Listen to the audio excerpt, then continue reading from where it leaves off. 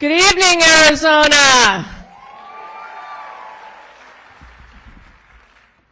Thank you so much for being here. We are overwhelmed by this turnout. We appreciate you so much. I am your Attorney General, Kris Mayes. I want to thank you for being here tonight, especially our Attorneys General who traveled to be here with us for our very first in-person AG Community Impact hearing. We will be holding more of these hearings throughout the country to talk about and to gather information about the federal firings and the DOGE cuts that are harming people and communities across our country. So please help me give a warm welcome again to Arizona to New Mexico AG Raul Torrez,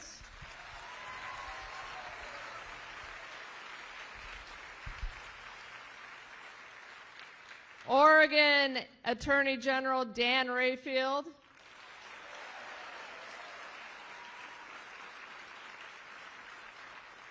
and Minnesota AG Keith Ellison.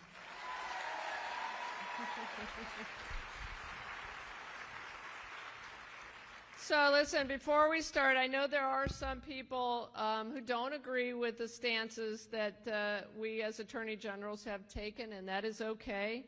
In a democracy, it is okay to have opposing views, but there are also a lot of people here tonight who have lost their jobs or who have had to lay off their employees, and they are in crisis mode. So I want to ask that everyone please remain respectful tonight. We can share our viewpoints, obviously, without tearing each other down.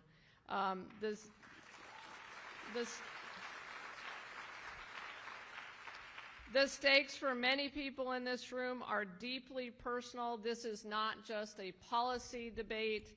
It is their livelihoods, their families, and their futures. So let's approach this conversation, and I know Arizonans will, with respect and empathy and a shared commitment to hearing each other out. Over the past several weeks, my office, along with attorneys general across the country, have filed a series of lawsuits against the Trump administration, not because we don't think that reform or efficiency are needed in federal government. I don't think there's a single American in this country who thinks the federal government is working exactly the way it should. But reform should be done lawfully. Lawfully.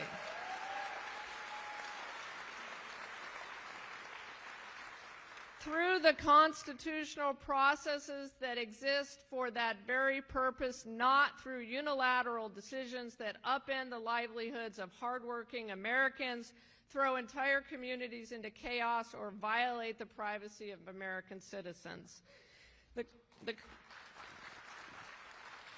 The Constitution provides clear avenues for reforming the federal government. Congress, the people's representatives, is empowered to oversee and shape the federal agencies that serve this country. Changes to federal programs and funding must be made through the legislative process or other lawful means, not by executive overreach or backdoor maneuvers that disregard the rule of law. The lawsuits that we have filed aren't about resisting change. They are about ensuring that change happens the right way. Through legal and democratic processes, not through reckless unilateral actions that destroy the livelihoods of public servants and Americans with cruelty and chaos. And let us be clear. Chaos is not efficient. Slashing jobs, gutting essential services, and leaving communities scrambling to pick up the pieces is not efficiency, it is destruction.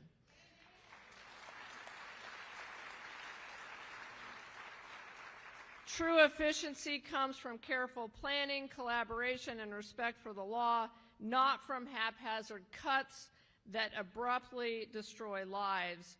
Listen, heartbreaking emails and phone calls have been pouring into my office over the past month. The impacts to our entire state, and especially rural Arizona, are astounding. And as some of you know, I am from rural Arizona. We are here to listen to those stories tonight, connect the dots on how our communities are being impacted by these cuts and firings, and to hear how attorneys general like us are fighting to protect folks by fighting back against the chaos in our courts. It is important to understand that more than 70% of county health departments' funding in Arizona comes from federal dollars, and local businesses like Cozy Home and Flagstaff are having to lay off employees because the federal IRA funds are being withheld from our state's energy efficiency program, funds that would help a large number of lower-income Arizonans who are already facing high energy bills and to make their homes more energy efficient. Not to mention, it would help with utility bills in a state that has seen a massive increase in heat-related deaths over the past decade. We are fighting because it matters to workers, to families, to businesses and nonprofits, and to the future of our state and our country.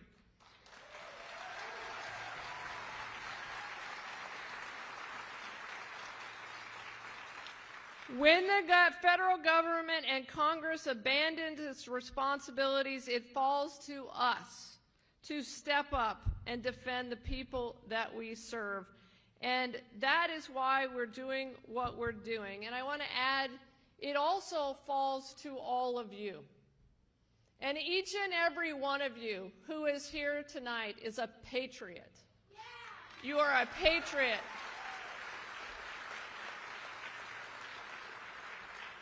And I truly believe that once in a generation, Americans are called upon to sacrifice and to fight for our country and to fight for our future and the future of our kids. And that's what you are doing, and that's what your attorneys general are doing. And so let's get started.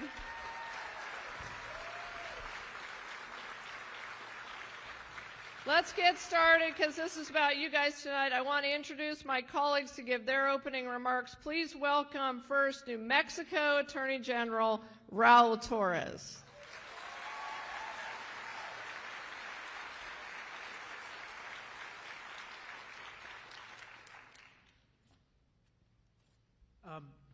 So I really want to just start by thanking your Attorney General for all of her leadership, all of her incredible hard work, and her commitment to you, to the state of Arizona, and to this country.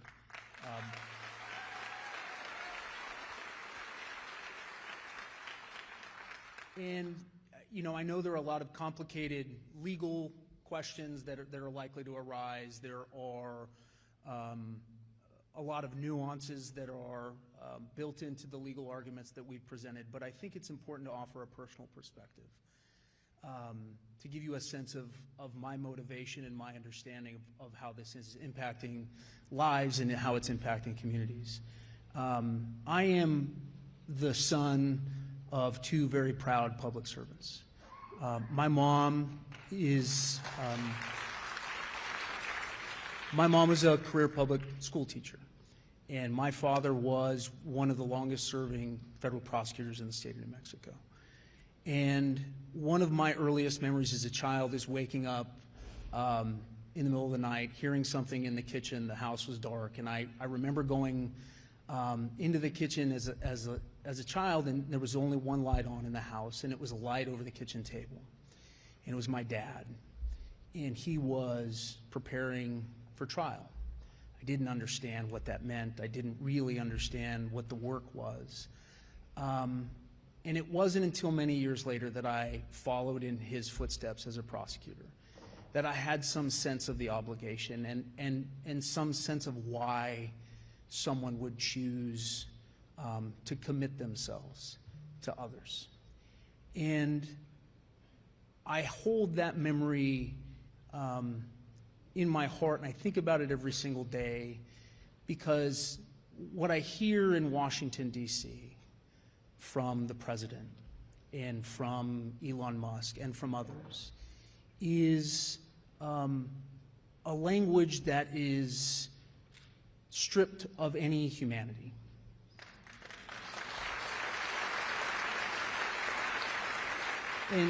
And stripped of any understanding of what truly makes America great. I was raised in the Catholic faith, but my civic faith is tied to my father's service to this country and to one of the things that he made a point of doing when he took me as a child to Washington, D.C. He took me to see the Supreme Court, where he showed me the inscription of equal justice under law, and he took me to the Lincoln Memorial. And he stood with me, and he and I read those words together. And I still believe that the core of what makes America great is our commitment to preserving a country and a government that is built and driven of the people, by the people, and for the people.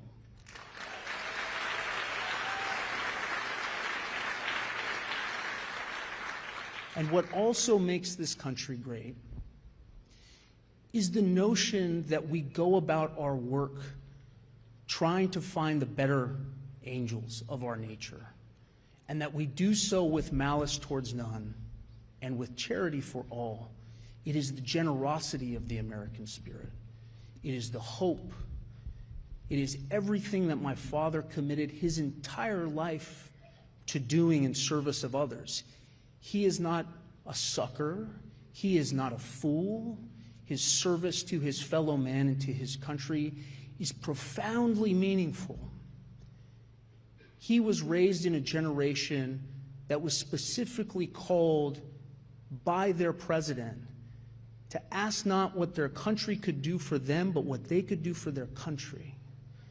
And when he went to work every single day to try and help people, to try and protect people, to try and lift people up and find justice in our courtrooms, he didn't ask anybody if they were a Republican, and he didn't ask anybody if they were a Democrat. He was an American serving others. That's what this country is about. And he is not alone in that. People that spend their lives trying to study diseases or look for cures for cancer or provide some pathway for veterans trying to recover. These are public servants. We don't ask them if they're Republicans or Democrats. We don't demean what they do. We don't degrade who they are.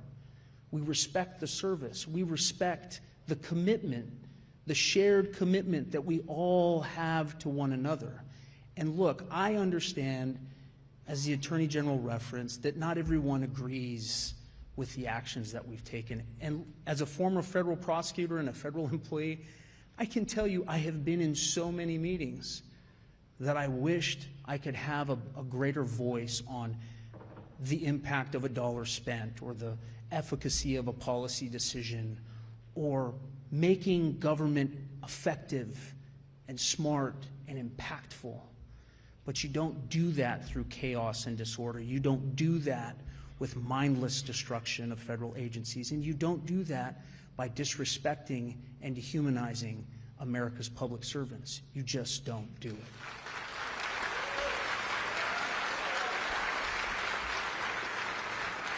So if you take nothing away from this tonight, and I'm sure that there are proud public servants here tonight, remember that these are our friends, these are our neighbors, these are our fellow Americans.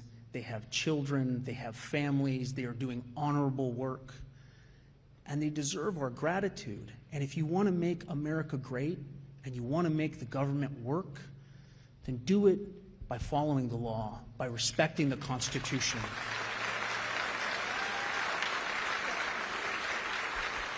Do it in a way that brings all of us together and rediscover what makes this country truly exceptional.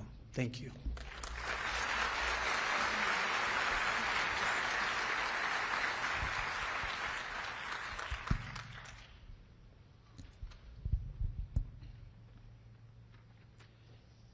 Well, thank you all for being here today. My name is Dan Rayfield, and I am from the state of Oregon.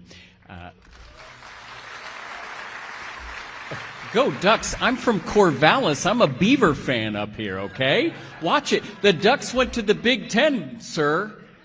That's a different hearing.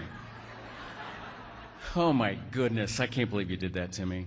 Last night, as I came from Oregon, I was...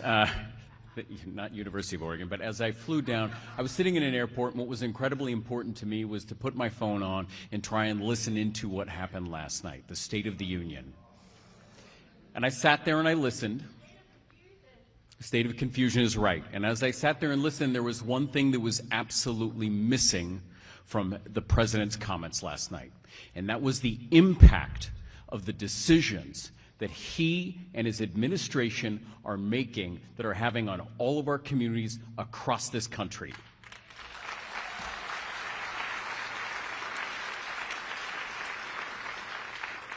And that's why I found it incredibly important that as a team of Democratic attorneys general, we are going around this country to listen to you. Because if the president is unwilling to listen to you and how these things are impacting our communities, our public services, there's public safety, we will do it for him, and we will travel this country to be able to listen to you. And that's why it was so important to be here today.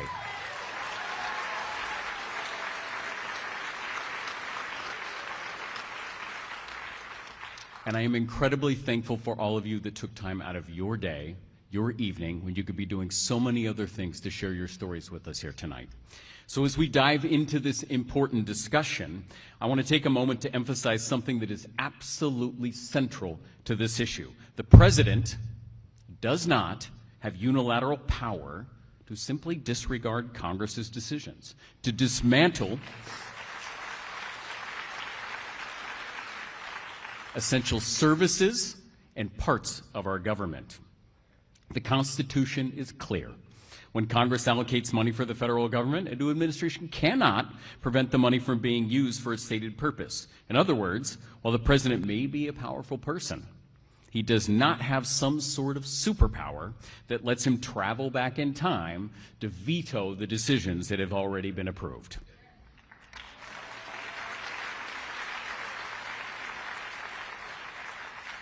And that's the whole point here. If the president had worked with Congress to make budget cuts through legal, legislative process, we wouldn't be here today. But that's not what's happening. These moves by the administration are as legal as they are reckless. And as attorneys general, it is our duty to make sure that the law is followed and that our system of checks and balances is respected and that public servants are not unjustly removed from their positions because of political agendas.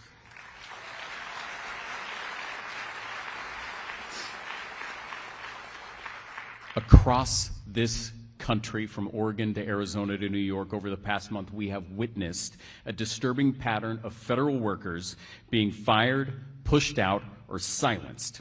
Our office in Oregon has been inundated with calls and emails from people affected by these unprecedented and unlawful terminations. And I'm talking about people who work in our national forests and Department of Veteran Affairs, workers at our Bonneville Power Administration and the IRS, all let go with no notice, and in many cases, decades of public service. The stories we're hearing in Oregon are heartbreaking. One email received from a worker from the Portland IRS office when he lost his job, when right around Thanksgiving he learned of this stage 3 cancer had returned. Then just 1 week after President Trump's inauguration, on January 26th, he received his fork in the road letter that essentially said he could resign or risk being downsized, that's right, downsized, out of a job. He chose to continue working and underwent his cancer surgery on February 3rd. 2 weeks later, while still recovering from this life-saving procedure, he was fired. What happened to him is careless, It's inhumane, and as he said to us, to tell devoted civil servants without any proof that their performance is inadequate is an injustice and it is illegal.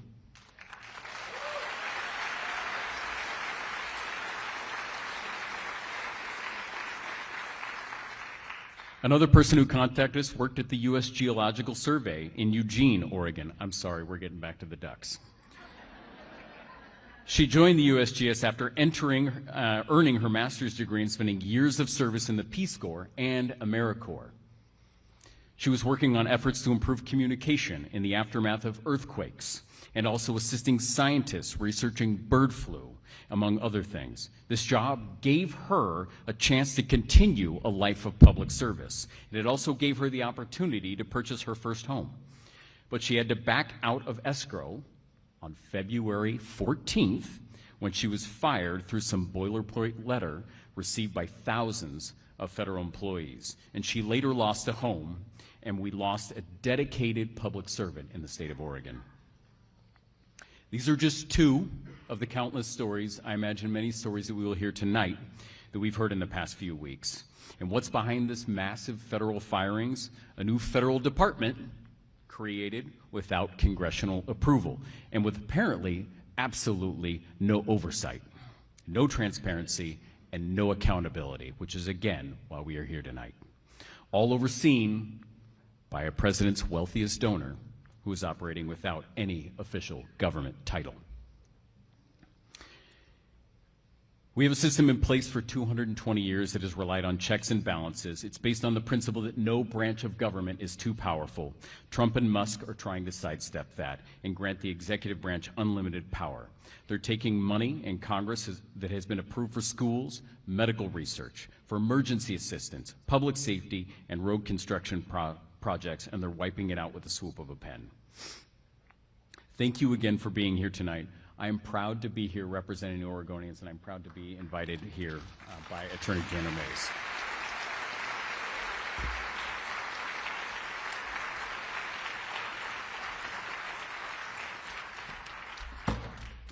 How you doing, Arizona? It's good to see everybody.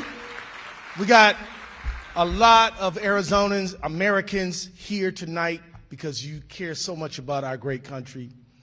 You may be wondering, why would an attorney general from Oregon, New Mexico, and Minnesota get on an airplane, come all the way here to be with you tonight? And the real reason is we all love Kris Mayes.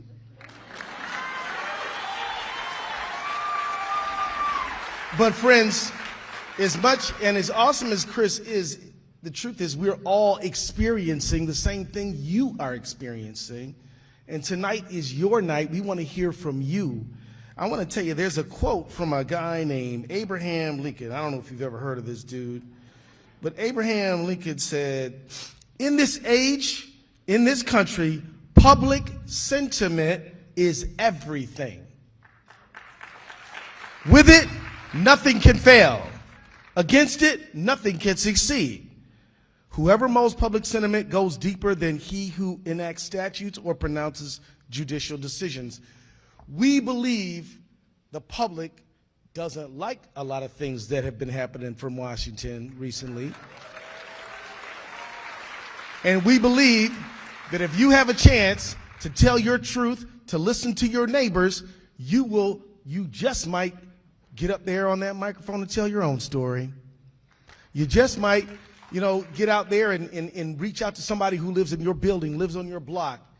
That is so critically important. There's an African proverb. It says, when the strong person walks in the room, all backs straighten. And you know what it means? It means that we all can get courage from each other. We all can get courage. Because, quite honestly, who here has been a little nervous about some of the stuff they've seen happening? Right. So it's good for us to be together. It's good for us to hear from each other. And it's good for us to know that we all are committed to making sure that we are a nation of laws and not men, and that we are going to make sure that this country's promise is delivered on through a democratic electoral process, not just some guy who issues executive orders as he feels like it on one given day. I'm just going to I'm going to wrap up right now because I want to hear from you. Look, we have filed a bunch of lawsuits. Birthright citizenship. We froze the freeze.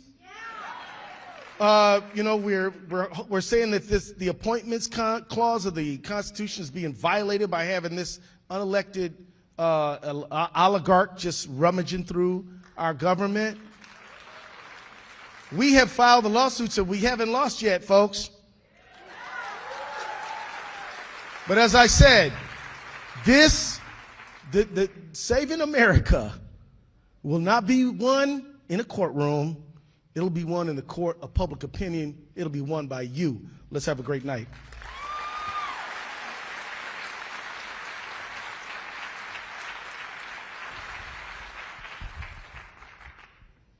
All right. Let's get started. Oh, a little feedback. We're going to start, and I'm going to call 3 people up at a time. And Sophia here has the microphone. So we're going to start with Kristen Frey. So Kristen, could you come forward?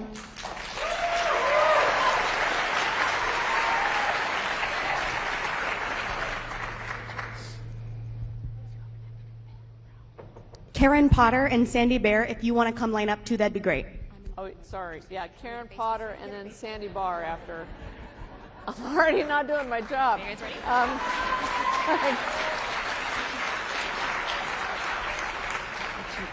Hello, my name is Kristen, and until last week, I worked with vets at the Phoenix VA.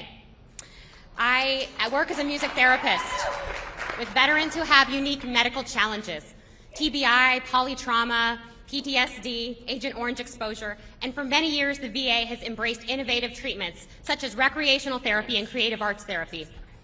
I'm a board-certified music therapist. I use music all over the VA, with veterans in inpatient and outpatient settings, the hospital, hospice, substance use disorders, and long-term care. I use music to treat pain, depression, anxiety, learn new coping skills, and help veterans adapt to civilian life. It was my dream job, and it was something that I worked over 20 years to achieve. I was heartbroken to receive an email on Monday, February 24th, that said I was terminated immediately. That meant that not only could veterans no longer access the services I provided, but I could not follow my own code of ethics, providing termination services to the veterans. Normally, when you end music therapy, you're supposed to give them recommendations, give them suggestions, encourage them to set their own goals to interact with music on their own. But these veterans, some of whom are very fragile, were unable to have that closure, which puts them at risk for depression, anxiety, or even suicidal ideation. My supervisor and her chain of command had no knowledge of this email. It came straight from Washington, D.C. and DOGE. 2 of my colleagues were also fired that day, all probationary staff. This has strained the entire department. Since we've been fired, the Phoenix VA has had to cancel a number of music therapy and recreation therapy groups. We're unable to meet staffing ratios in the community living center, and we're unable to provide programming as required by Medicare guidelines. A couple examples. 1 staff member was removed from a position with homebound veterans. 1 staff member was moved from a national position with the wheelchair games. Inpatient recreational therapy programming has been reduced. Palliative music therapy in the infusion clinic with veterans who have cancer has been canceled. A virtual music therapy group, something I started to address the needs of homebound veterans, that has been canceled. A number of other programming has been canceled as well on a one-to-one basis. Hopefully it will return, like therapeutic guitar, a music ensemble, and other programs. In total, last week, 84 veterans did not get to go to their music or recreation therapy appointments. 84.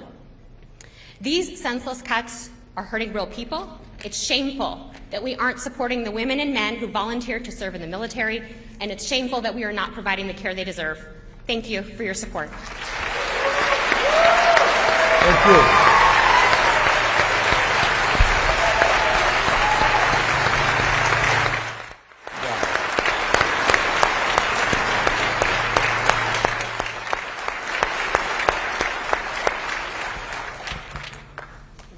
Thank you so much, Kristen. That obviously was incredibly impactful.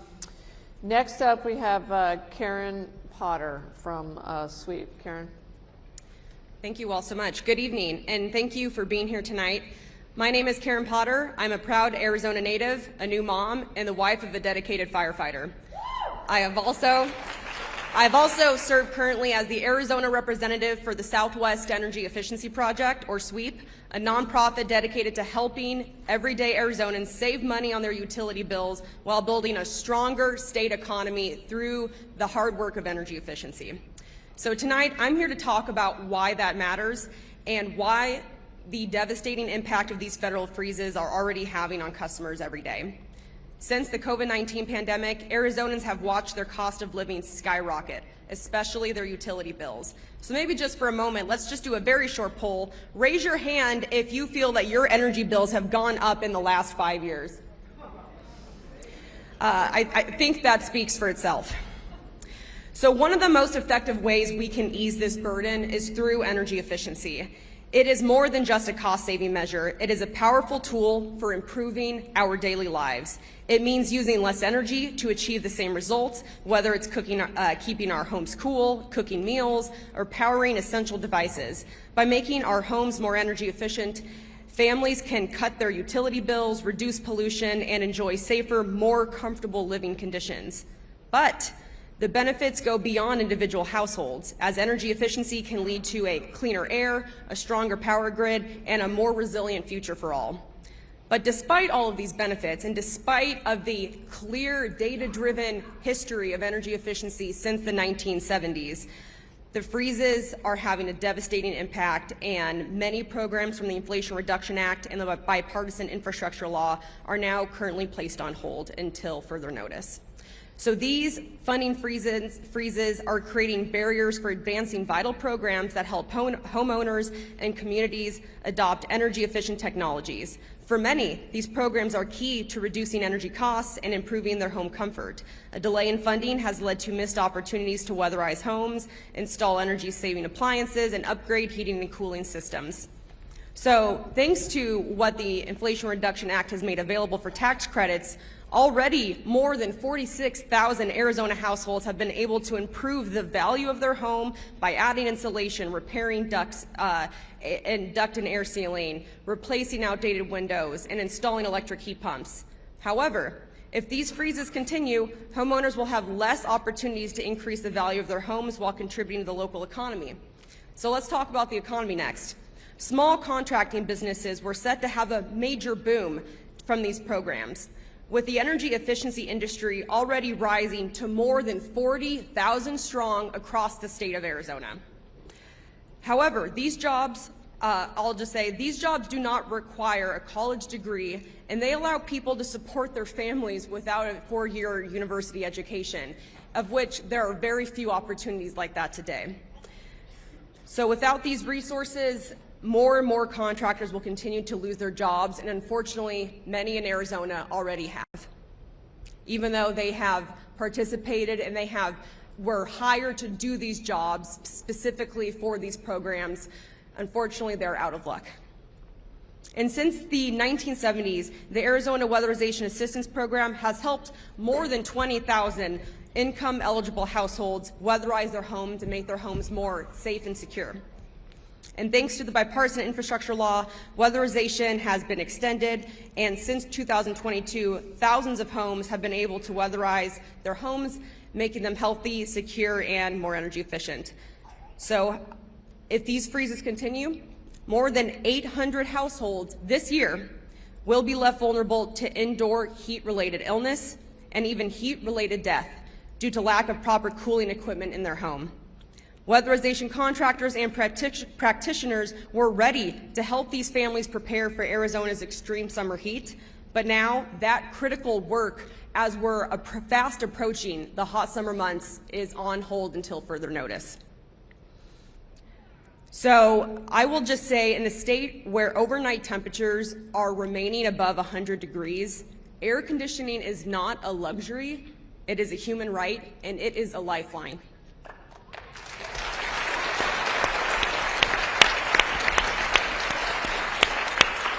So I will just wrap up today saying that we are so grateful for all of your support and for listening to the stories today.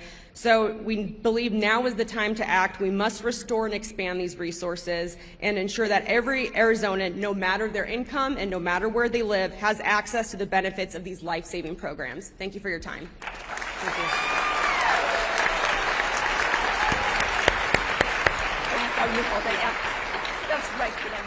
All right, before Sandy starts, we're going to have next up Jessica Leach, and then Dr. Jill Gibson and Dr. Steve Brown.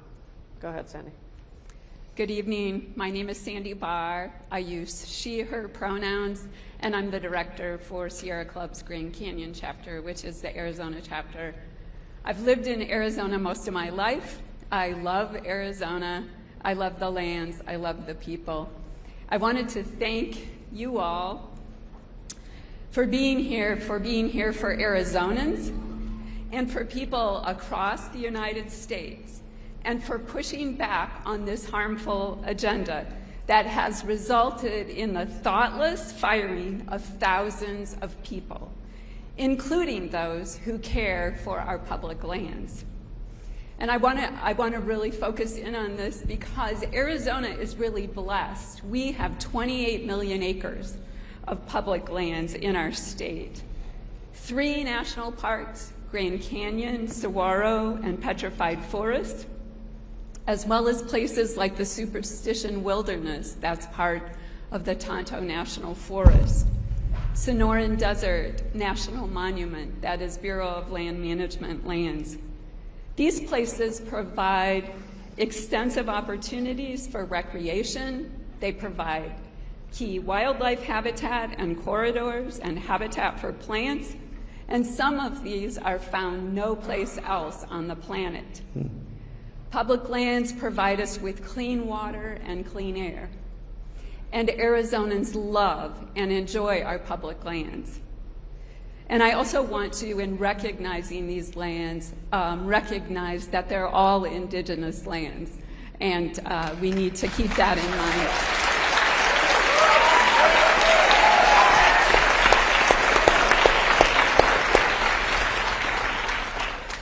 These lands are under threat due to actions by the Trump administration, including the firing of thousands of public lands workers who care for public lands and the people who visit them.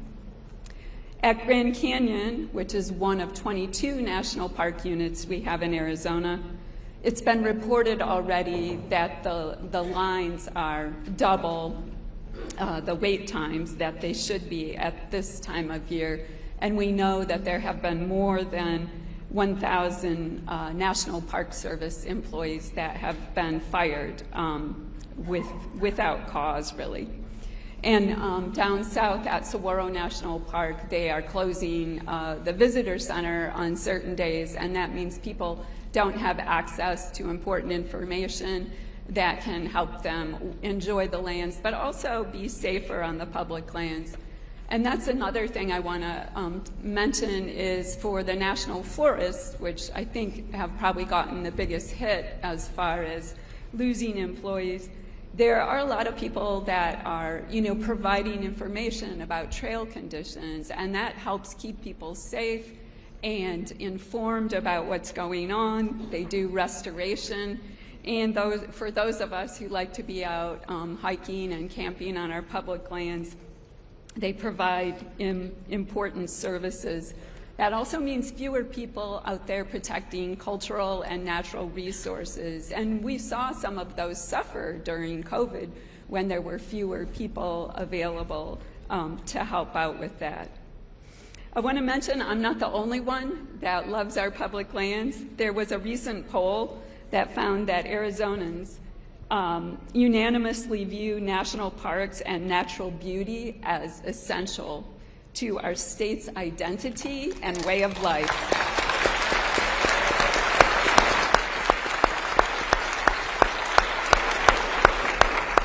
They also agree that the government has a responsibility to protect public lands, that indigenous tribes should play a role in protecting and managing ancestral land, yes. They credit public lands with guaranteeing outdoor recreation. So protection of these lands is important culturally and, recreationally and ecologically, but it's also really important economically. And I wanted to add that as well. These actions that are being taken by this administration are not just unwise relative to our enjoyment and access to the land, they harm our economy.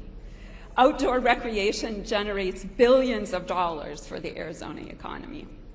And in 2023, there were 4.7 million visitors to Grand Canyon National Park alone. They spent $768 million in nearby communities that supported more than 10,000 jobs and $350 million in labor income and about $1 billion in economic output. So these lands are important to our economy. Again, I'm just going to wrap up and I'm just going to say thank you for being strong, for supporting the lands, for supporting the people, and also for supporting the laws that are supposed to protect both. Thank you. Thank you.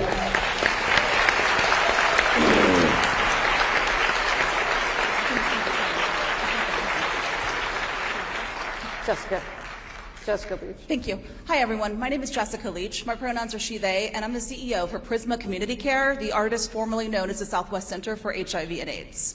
And I want to start off by saying that as a queer person, HIV and STIs are not limited to my community. Amen. Right? I don't want to ask everyone in the room, to verify that everyone's having sex, but I think it's a pretty safe assumption that 75% of the room probably is. Which means... Yes, which means everyone in this room, on some level, your communities or you are at risk for HIV and STIs. When the government froze funding, the funding that was provided to us through these grants allowed us to be the largest free HIV and STI tester in Maricopa County. Because realistically speaking, you want to come to us, probably not county, no disrespect to county. And we can also do treatment and prevention on site. We provide vital, necessary primary health care, mental health care. We provide case management and nutrition for low-income individuals living with HIV. All of these things are at risk because we were told that we were focusing on DEI and gender ideology. So in order to serve our clients, our community, not all of whom are queer, we were told that we had to take the very fabric of who we are out of our language. The grants that were written were specific for these communities to ensure that they could be protected so that all communities are protected. What you have done is allowed us to continue our work. 21% of my funding comes from federal grants. It covers 40% of my staff. I've already had to lay off 3 individuals that were vital to our operations. So what I need to ask is that you continue the fight and recognize our communities need you more than ever. Thank you. We will.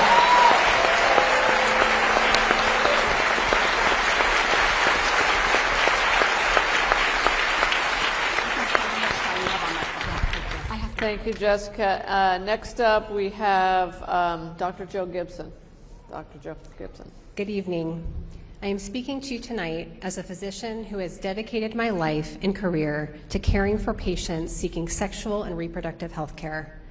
I am trained as an obstetrician gynecologist, and I am doubly board certified in obstetrician gynecology and complex family planning. In addition to delivering babies and performing gynecologic surgery, I performed abortions for the past 15 years. I currently supervise 25 advanced practice clinicians and physicians in the delivery of essential reproductive health care at Planned Parenthood, Arizona. As a physician dedicated to this field, I have weathered the long storm of government interference into my intimate practice of medicine. I have navigated clinically useless rules and regulations, been forced to perform medical actions without any benefits to my patients, and been required to give patients information that I know to be untrue and misleading, all because non-medical politicians touting junk science are dictating how I take care of my patients.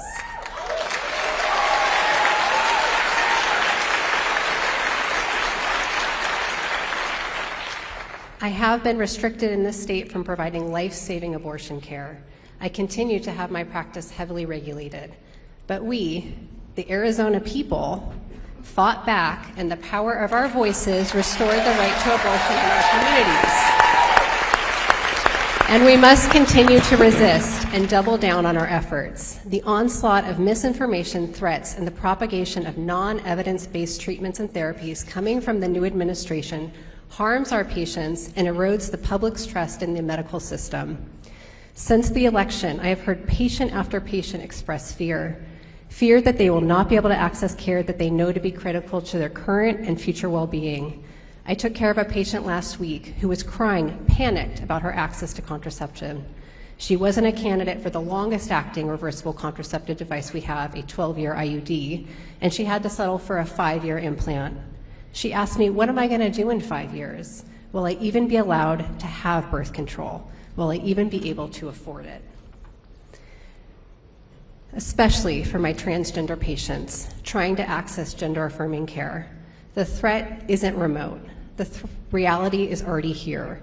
In droves, patients are submitting paperwork to ensure their gender marker change requests are processed before that option disappears.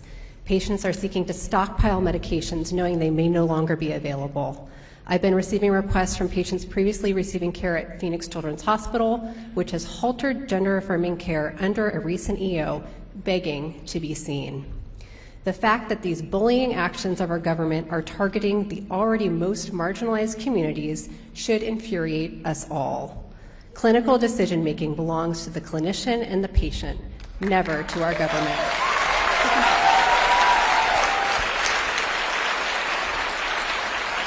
The threats to our immigrant community and the deterrent effect they pose is also particularly heartbreaking. Patients will not seek care when they fear that their health and personal data may be accessed by those who are seeking to deport them. I am thinking of an immigrant patient from South America, a person who is a mom trying to take care of her children, who was violated multiple times making her way to the United States.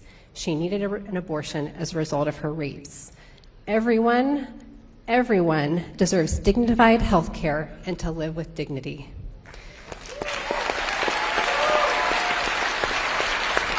To wrap up, I, like so many other physicians, have worked my entire adult life reading, studying, analyzing, and doing direct training to be equipped with the immense privilege of providing health care. Imagine my dismay when I, along with so many colleagues, was forced to hastily download clinical guidelines and literature from the CDC website before these trusted resources were removed. These are guidelines that help physicians navigate different medical conditions to find the most appropriate birth control method. These guidelines provide treatment algorithms for STIs. How are literal facts being canceled? Why is evidence-based literature being censored? What a disgrace to have the knowledge and the training and the skills to improve the health and lives of our communities and to not be able to do so at the direction of politicians. The medical community cannot tolerate this unacceptable interference. Our patients' lives depend on our resistance. Thank you.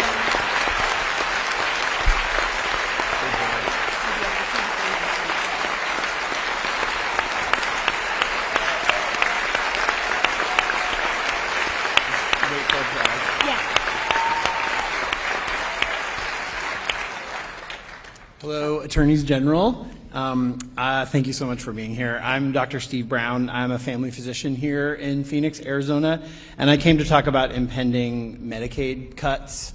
I'm here for my patients tonight. Currently, over 2 million Arizonans are covered by Medicaid, including over 750,000 kids aged 0 to 17. The federal budget cuts could take coverage from 550,000 of the most vulnerable Arizonans.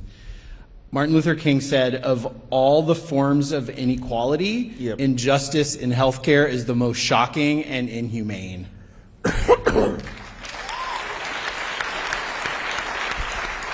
I take care of people from age day 1 to age 100, and 1/3 of my patients are covered by Medicaid, which we call access here in Arizona. Losing coverage for many Arizonans will make our state less healthy. It'll put our rural and safety net hospitals at risk, like the Attorney General said earlier. I could tell you dozens of stories, but I'm just going to choose 2 to tell you tonight. Last week, I heard from one of my patients, Mrs. B, who takes care of her husband, Mr. B, who's debilitated from a stroke. He's also my patient. I share this story with their permission. Mrs. B has breast cancer, which has metastasized to her bones. It's still treatable, but recently she had to tell me that she lost her access insurance and will have to put her cancer treatment on hold. Obviously, that adds to her stress to deal with all the insurance issues. And so how many similar stories would there be like this if we took healthcare away from more people? And now I'll tell you a success story. Last week I saw a newborn baby, 3 days old, with her mom and dad, who were both first-time parents. The baby was having trouble gaining weight in the first few days, and I was worried. So I talked to the mom and dad, and we came up with a plan, including following up in 2 days. And they came back in later. The baby had gained weight. She did great. The parents were absolutely beaming. But I wondered what would happen if that baby didn't have the insurance coverage to be seen by a family physician at a vulnerable time in her life. So I really appreciate you being here, listening to these stories, putting names and faces and voices to all these amazing people that are here to call attention to the unjust and inhumane action, including changes that will strip away health care from people that need it most. Thank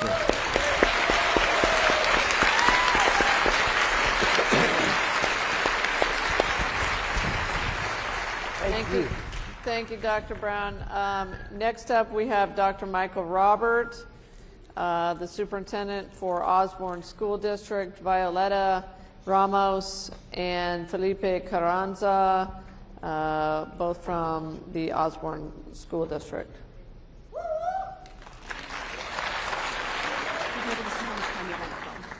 Good evening. I'm Michael Robert, Superintendent of the Osborne School District, one of the elementary feeder school districts into Phoenix Union, and you guys are all seated right now within the Osborne School District. So I'm also here to talk about the teacher and school leader incentive program, which is something that we're involved in. We were involved in it until a couple weeks ago. The goal of this grant was clear: to ensure that every student, regardless of their background or zip code, had access to excellent education. For us at Osborne, it means something profound: putting our students first. One of the key elements of this grant is the role of master teachers, instructional coaches who work with teachers to provide weekly professional development, classroom observations, and provide critical feedback.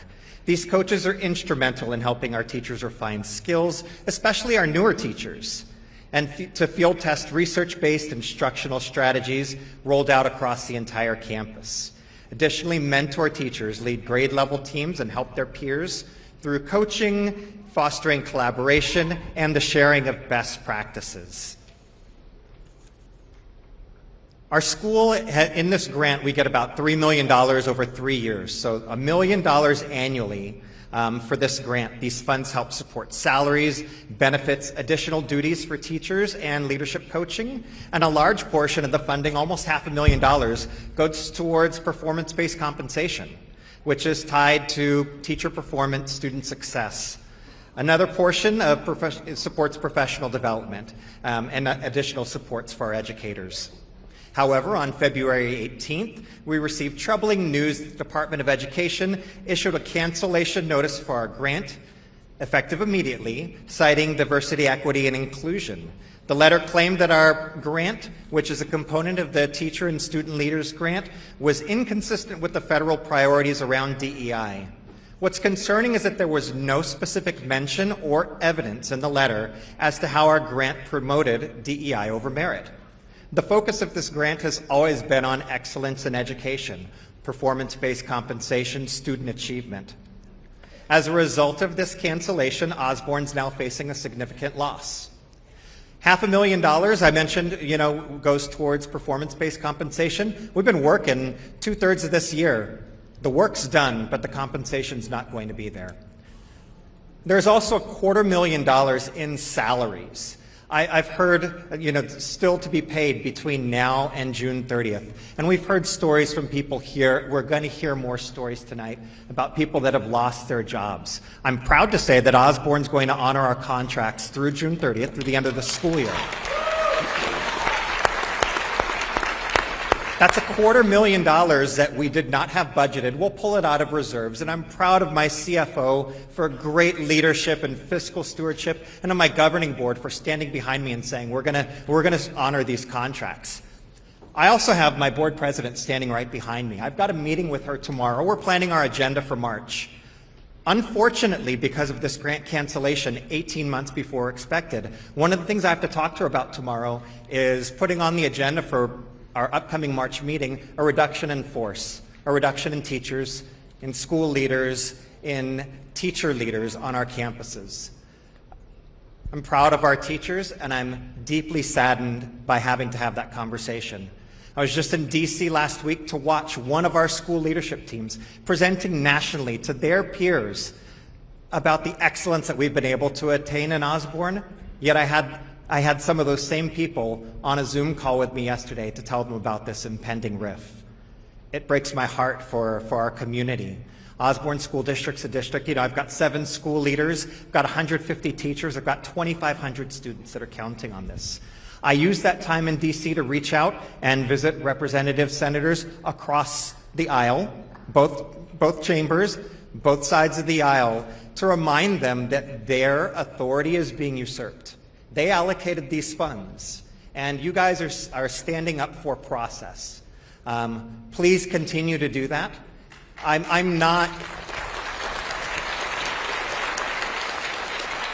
here to talk, I'm here to give voice to this, but that just is not enough for me. I'm also seeking reversal of improper cancellation of grants. So I've got 2 other members from my district who are going to be able to talk about that impact directly and on the families and on our kids. So thank you guys for being in support of communities and children. Great job.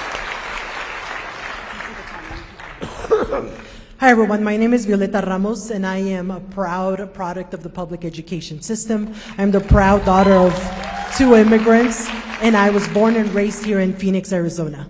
I am the board president of the Osborne School District, and I have 2 other board members who are standing behind me, Rhiannon Ford and Leanne Greenberg, and we all agree, we have 2 others, they just couldn't be here. We're all here because we want to represent our teachers and what we are losing in our community.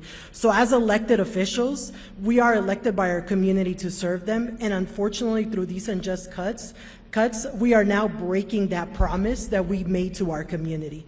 That promise that we are breaking affects everyone in our community, our teachers, the parents that trust us, but most importantly, the students who are our future.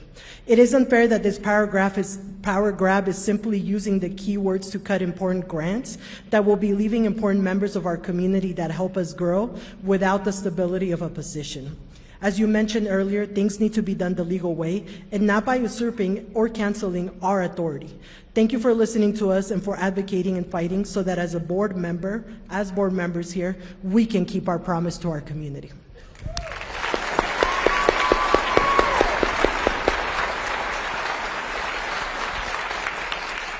Good evening. I'm here to share how these federal job cuts are not just numbers on a spreadsheet. They are real people, real families, and real consequences. In June, I will lose my job. I am fortunate that the district, Osborne School District, will continue to honor my contract until then. As a father of a 3-year-old, this isn't just about my career, it's about my child's well-being right now. I'm struggling to keep up with the $800 a month tuition for a preschool that ensures that she has a safe and stable learning environment. Without my job, I don't know how I will afford to keep her in preschool. She is at the preschool where she's at now. I have dedicated my career to education. That is 25 years of my life. My aim as a teacher, as a principal, and as a director has always been to support students and to strengthen our communities. But now I find myself facing uncertainties, wondering how I provide for my own family. The stress of this situation isn't just financial, it's emotional too. It's the fear of not knowing what comes next or having to make impossible choices between my daughter's education and basic needs. And don't get me started on immigration. As the proud son of immigrant parents, my parents fled their home not because they wanted to, but because, as my mom says, we were mice living in the mouth of a serpent. I echo, yes, she said that. I echo what you're hearing tonight. Families across Arizona and across the country are being forced into instability because of these job cuts and funding freezes. The decisions are not abstract policy shifts. They are life-changing disruptions that affect our children's future. I urge you to continue to recognize the human impact that these actions have. Stability for families like mine should not be a luxury. It should be a priority. Thank you for listening. Thank you.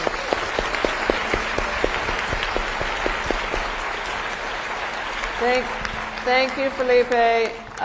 Next up, we have Liza Merrill and Elise Guidas and Adrian Udarbe. So, Liza, here we go. And then Elise.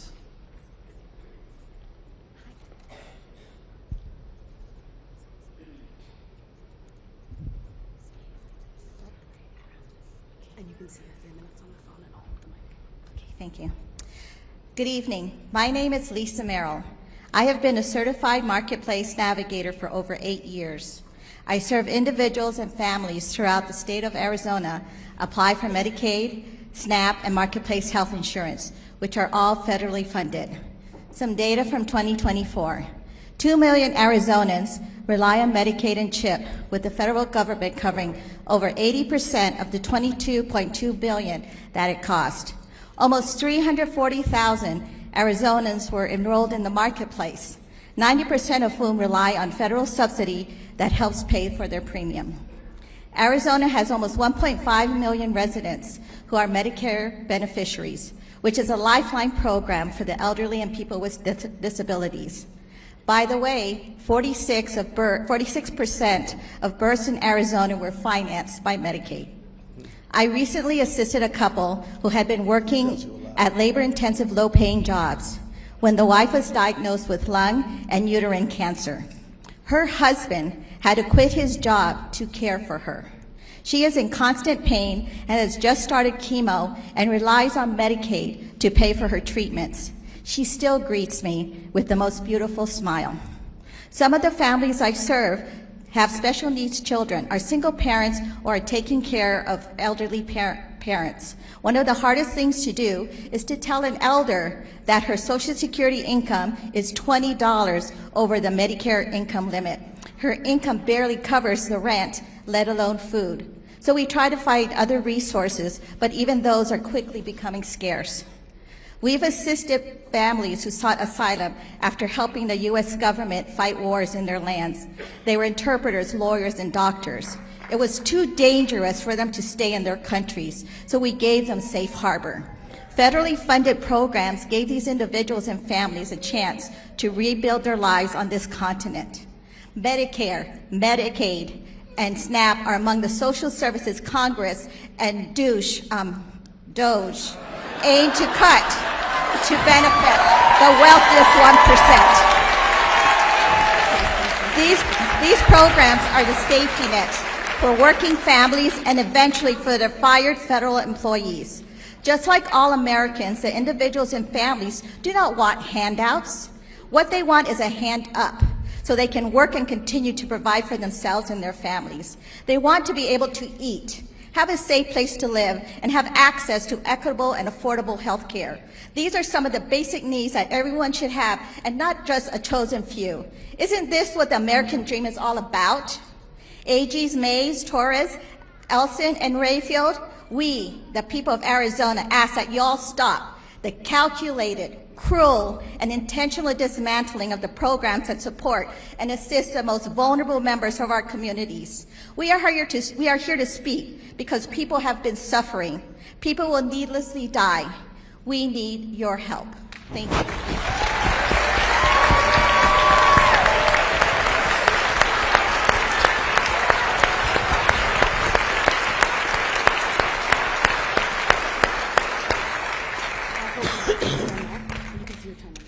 Thank you so much, Elise. So next we have Adrienne. Adrienne? No, I'm Elise. Oh, you're Elise. Yeah. I'm sorry. That was okay. Sorry about that. That was like, okay. Go ahead. Hi, thank you all for being here. My name is Elise Gaitis, and I'm executive director of a nonprofit called Activate Food Arizona. We offer community-based food solutions in rural, urban, and tribal communities throughout the state. In the Valley, we're most known for our fleet of mobile produce markets called provide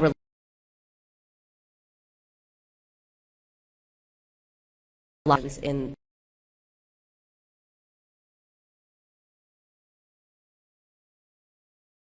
across Arizona as well as in the surrounding border states and Mexico. I'll briefly share from two perspectives: ability to operate our businesses and also from our customers' ability to access the foods that they need for themselves and their families. Administratively, several grants that we've relied on and planned on for the next year have been terminated, which has caused me to not only change program plans and put critical food initiatives on hold. It eventually could obviously mean layoffs for my organization as funding resource for food programs become more and more scarce. A lot of our funding partners are going to foundations and they're inundated, and there's only so few dollars that they have to give out anyway. So our pool of funds is getting smaller and smaller and smaller. The food that we sell to community comes from local food hubs, which aggregate from small-scale farmers throughout Arizona. In the last 12 hours, 2 of our direct suppliers have told me that their businesses will go under if these freezes aren't lifted pretty imminently. If they close, it'll have catastrophic consequences for the 60 or so family farms that they source from, but it's also going to cut off our food supply for local food economy entirely for our markets. Of course, the closing of these businesses goes far beyond a few people losing their jobs or few acres that have food already in the ground going to waste, which in and of itself is terrible, but it would have ripple effects on the countless other businesses and community members, including my own. Farmers make their crop plans in alignment with the USDA funds, meaning that there's already food in the ground that would have been paid for using the funding now frozen by the federal government. Without those dollars, the farmers out the cost and the sales that they'll get back from the food that they would sell. In our community, our customers earn their SNAP benefits for fear that administration will cut off their benefits entirely. Regulars of mine have told us that they're too afraid to get the foods that they need and are foregoing basic food staples in case their benefits are cut off next month. We're talking about seniors and families already experiencing significant financial barriers and food access issues. Our markets are very affordable and they do offer some relief to our customers, but they're pretty much useless if our customers can't access them or won't use their benefits to get the foods that they need. At sites where we provide access to food for patients enrolled in a diabetes prevention program, we've seen drastic dips in our sales, mostly because those customers are too afraid to come shop with us on the bus. Sometimes clinic staff are shopping for them and discreetly getting the food to the families. Other times they've just completely fallen off the radar because they fear an ICE raid at any moment. These patients already experience food insecurity and low income and have very few resources outside of our food programs, so their absence from our services is going to have detrimental effects to their health and well-being. I am setting up alert protocols. I'm handing out Know Your Rights cards, but it all feels futile. I can't convince my customers that it's safe to shop when it's not. I've built my program over the last 11 years into a trusted, reliable, and safe source for food.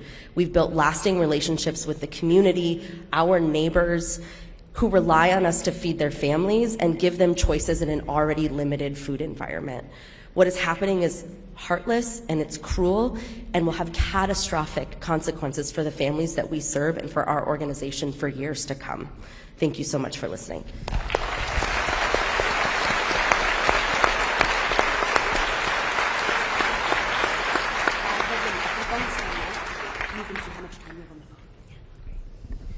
Hi, Attorneys Generals. My name is Adrienne Udarby. I'm the Executive Director of Pinnacle Prevention. We are a statewide nonprofit here in Arizona with a huge aspect of our mission dedicated to cultivating a just food system. I am so fortunate to work with partners like Elise, farmers, food insecure folks all across Arizona to make sure that our farmers are getting the good food that they grow to the folks that need it the most. These programs that have been most deeply impacted by the federal funding freeze not only exist and have been hurt here in Arizona, but in each of your states too. We have about 50% of our federal funds that are currently frozen coming from USDA. The last direction that we were given was that they will not be reimbursing for any services beyond January 19th. So we have farmers that have put out those dollars that work on contracts that are for reimbursement, that were promised that they were going to get infrastructure dollars and funding to help them prolong and expand their growing season here in Arizona, which is critical amid our heat and our different climate crises, and they have not been reimbursed and have no type of date in sight as to when that will happen as well too.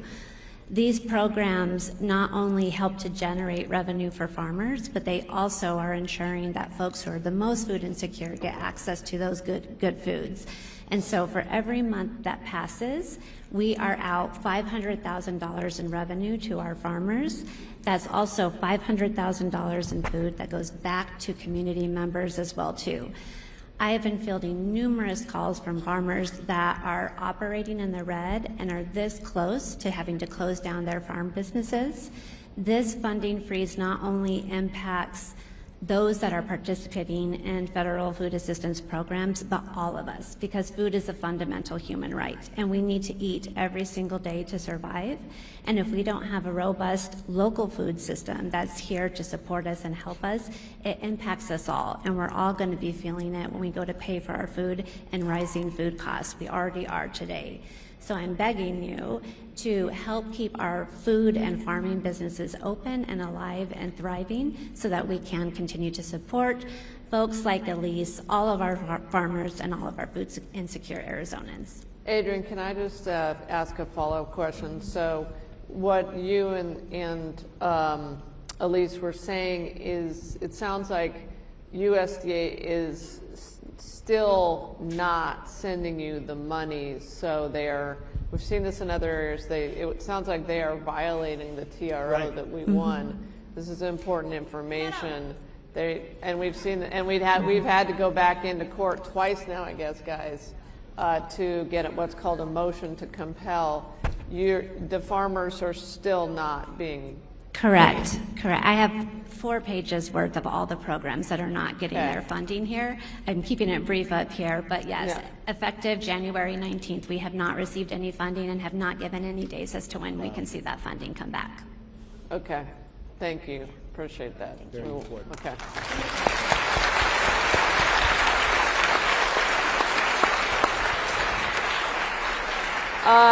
Next up, we have Ahmad Rashad and then Francisa Gill, and then we're going to open it up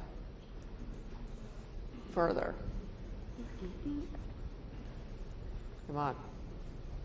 I'll hold the mic for you. Good evening, everyone, and the Attorney General and your colleagues and all the citizens here.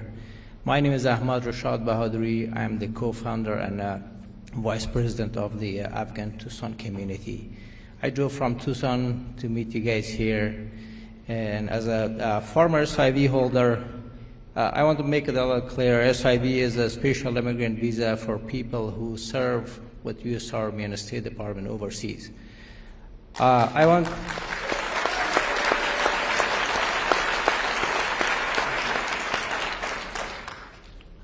want to speak for many who are at risk because they supported the U.S. and Afghanistan. These individuals put their lives in line for our mission, and now turning our back on them puts them and their families in danger. They are being targeted for their affiliation with the U.S., and we must honor the promise we made to them.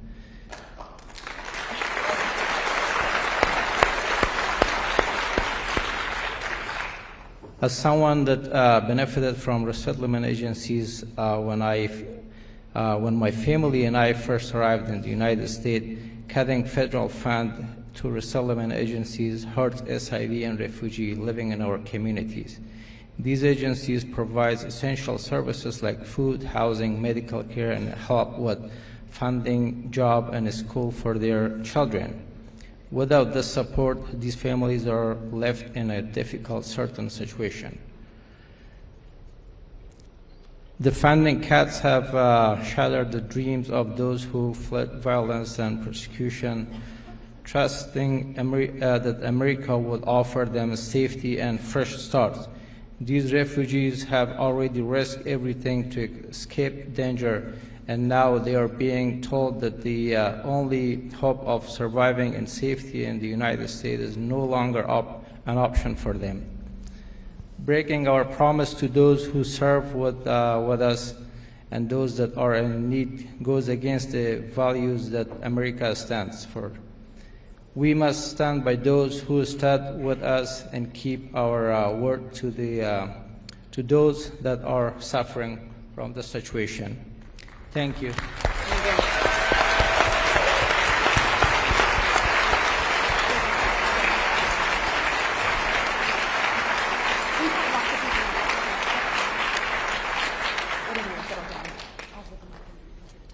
Good evening, everyone. My name is Francisca Gill. I am the Refugee and Immigration Services Community Integration Program Manager at Lutheran Social Services. Since 1970, LSS has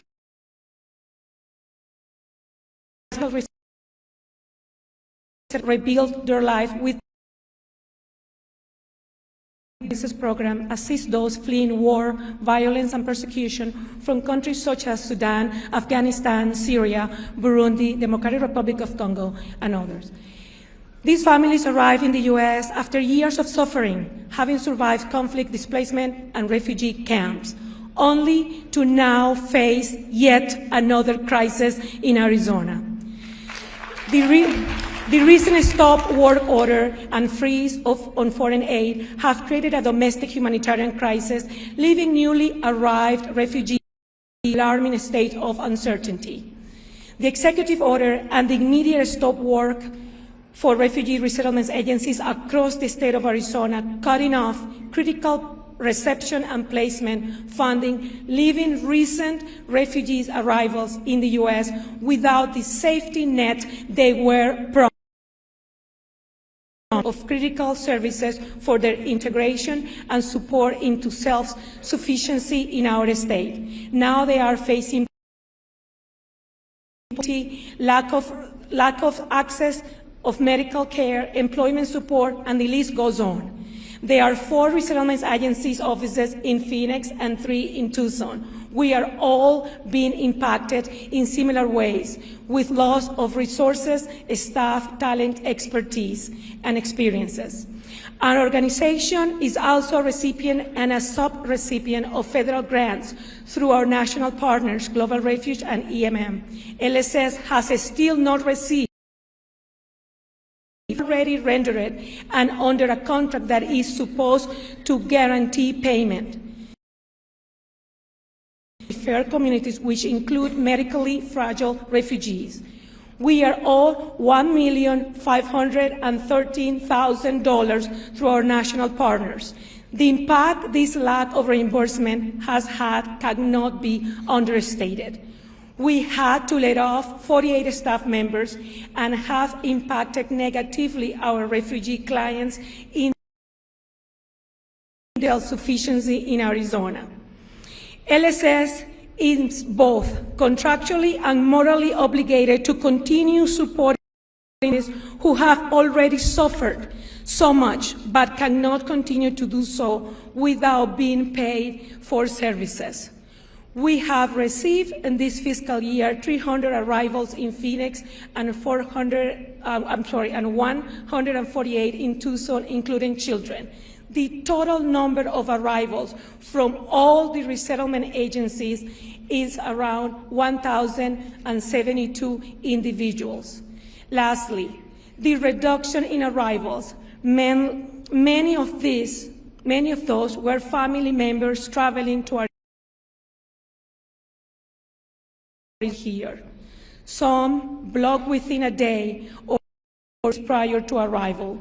This has been heartbreaking for thousands of people emotionally and reduces their natural family support systems that could have assisted further with integration and family self-sufficient trajectories.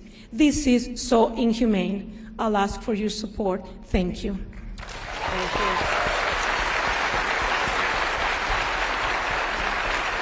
Thank you, Francisca. And I think I heard you say you just had to lay off 48 employees. Is that correct? Yes. Okay, because of this. All right. All the resettlement agencies in Arizona are going through the same. Okay. Whether I'm still here fighting the good fight with all of you. Thank you. Right on. Thank you. All right.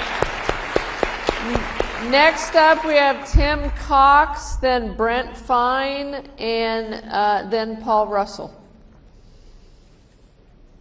So come on forward, Tim, Brent, and Paul.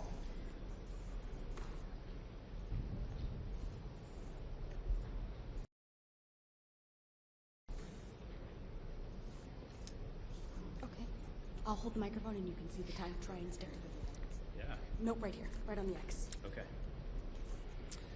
All right. My name is Tim Cox, and I work for the Office of Federal Contract Compliance Programs, which is a small civil rights agency in the United States Department of Labor. We enforce EEO and non-discrimination laws over federal contractors. We not only investigate the compliance of federal contractors' obligations, we investigate discrimination complaints, and we also help federal contractors conduct outreach in order to recruit qualified applicants. This past year, I spent a lot of time with community-based organizations and trade schools trying to pipeline people into CHIPS Act money that was going to happen this year. This is our restructuring plan, which leaked to the Washington Post recently. OFCCP is to be cut by 90%, which will close 50 field offices and eliminate 429 jobs. So I am currently waiting for a RIF notice. And this is from Project 2025's Mandate for Leadership. This is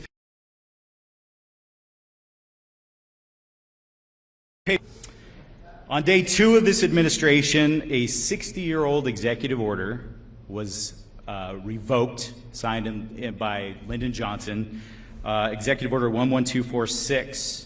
And it's designed to ensure federal contractors do not discriminate and recruit qualified females and minorities.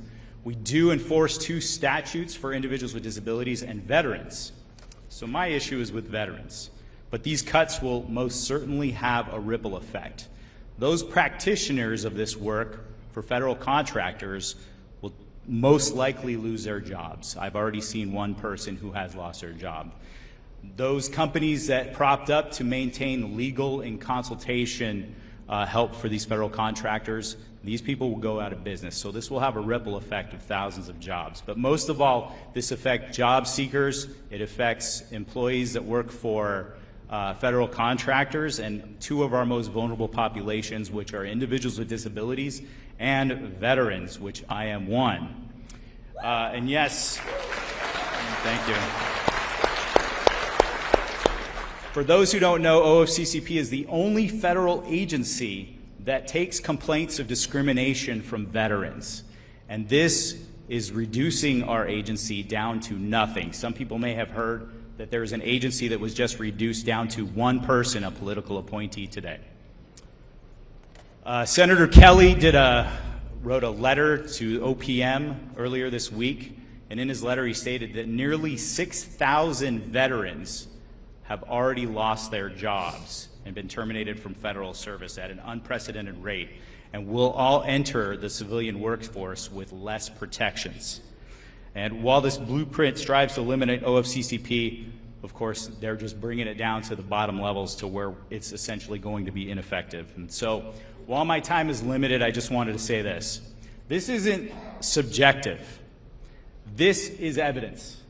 This is evidence. In less than 2 months, this administration has proved itself to be the most anti-veteran administration ever. Thank you for your time.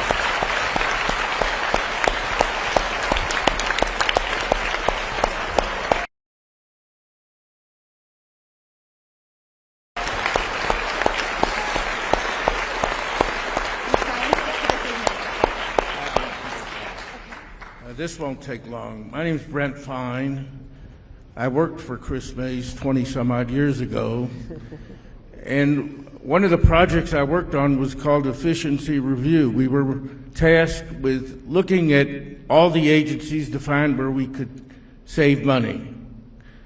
But we never went into it thinking we have all these stated objectives in advance. We wanted to find savings. I think we ended up finding about $300 million, but it took us 6-9 months to do it. And it was it was a good process to do it, and then we presented it, and no one ever thought that they were going to do it all by executive order. It was all meant to plan for the budget, make some changes. Some things you could do, like savings on efficiency on electricity and things like that, you could do, but you had to go to the legislature to get it done. So this plan that's going through right now in Congress makes no sense to me, and I wouldn't think it would make sense to anybody. It's just, they keep bringing up common sense. This is not a way you would do it. And not only that, it's already starting to, when I wasn't working for Kris, I worked for the Department of Labor, Bureau of Labor Statistics at the state of Arizona, where we collected employment data. There's already data coming out now showing that consumer confidence is dropping. The Michigan survey came out. An ADP survey came out today that showed only 75,000 jobs were created in February, and that doesn't affect government jobs. That survey doesn't. So my guess is it'll probably be even greater. But not only that, all of these cuts by these organizations you're bringing out, they're going to have multiplier effects. Not only the federal ones, but theirs. And so you're going to see not only if they lay off 200,000 people, and when they're bringing up that they're going to people today, I heard that number, lay off half of IRS, you're going to lose consumer confidence, but it's also going to have this multiplier effect times that number, and we could be in a recession in 6 months very easily, because that data, when it comes out Friday, on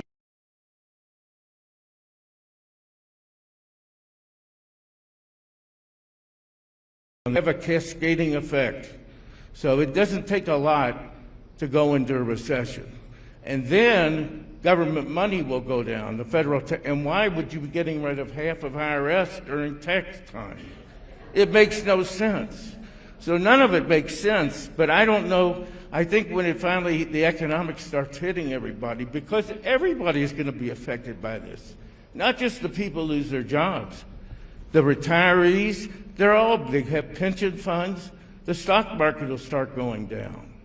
It's not going to be something that just affects a small group of federal workers. Thank you. Thank you, Brent.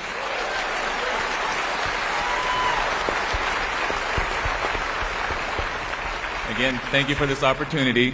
I do know Kris prior, we went to high school together, so we were classmates, and I believe one of the Attorney Generals stated that, that we're here because we love Kris, but I loved Kris first, so. Good afternoon, good evening, Attorneys General. I am Paul Russell, the Vice President of the Fort McDowell Yavapai Nation. I appreciate speaking today about the severe consequences of these federal budget cuts on Indian country, including my own nation. The situation in Indian country is dire. The massive budget cuts and firings implemented by the Trump administration have left us in a state of extreme concern. The impacts on tribal governments and economies are devastating, with potential consequences including reduced services to tribal members, layoffs of tribal government and enterprise employees, and reduced or eliminated grant funding for key projects. The uncertainty of the future is perhaps the most alarming aspect, as we are left questioning how much worse things will get in the coming weeks and months. Some real impacts have already been experienced. First, the pause or elimination of the Bureau of Reclamation grant funding threatens two major projects at Fort McDowell. Planned improvements to our golf course, a project that supports jobs, tourism, and economic self-sufficiency for the nation. Without these funds, these improvements stall, leading to lost revenue and cut jobs. Critical well rehabilitation at our Fort McDowell Tribal Farm, which provides revenue to our nation and economic opportunity for our people. Without federal support, we risk losing farmland productivity, which will impact revenue for our community. These cuts stifle our ability to be self-reliant and violate the federal government's trust responsibilities to honor tribal economic development. Second, closing 3 Bureau of Indian Affairs offices in Arizona, including the Western Region office in Phoenix, will directly harm Fort McDowell. This office supports tribal governance, law enforcement, and land management, key functions that will now be delayed or neglected due to the closure. Our law enforcement and emergency response rely on timely Bureau of Indian Affairs support. With this office closing, public safety in our community is severely at risk. The shutdown also hampers infrastructure projects that require Bureau of Indian Affairs coordination, creating bureaucratic bottlenecks and slowing essential services. These budget cuts not only undermine tribal sovereignty and economic self-sufficiency, but also erase years of hard-earned progress throughout Indian country. The reversal of this program is a bitter disappointment, forcing us to take steps backwards instead of forward. On behalf of the Fort McDowell Yavapai Nation, I respectfully and strongly urge you to take a stand against these devastating cuts. We need you to demand that the federal government honor its commitments to Indian country. The future of our tribal communities depends on your actions. Thank you.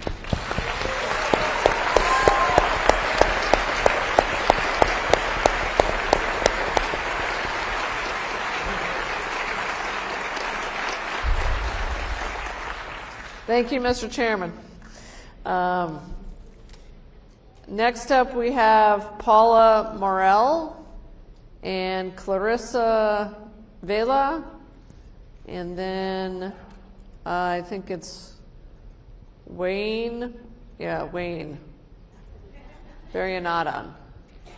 Totally butchered that, I'm sure, but Paula, Clarissa, and I think it's Wayne or Wade. All right.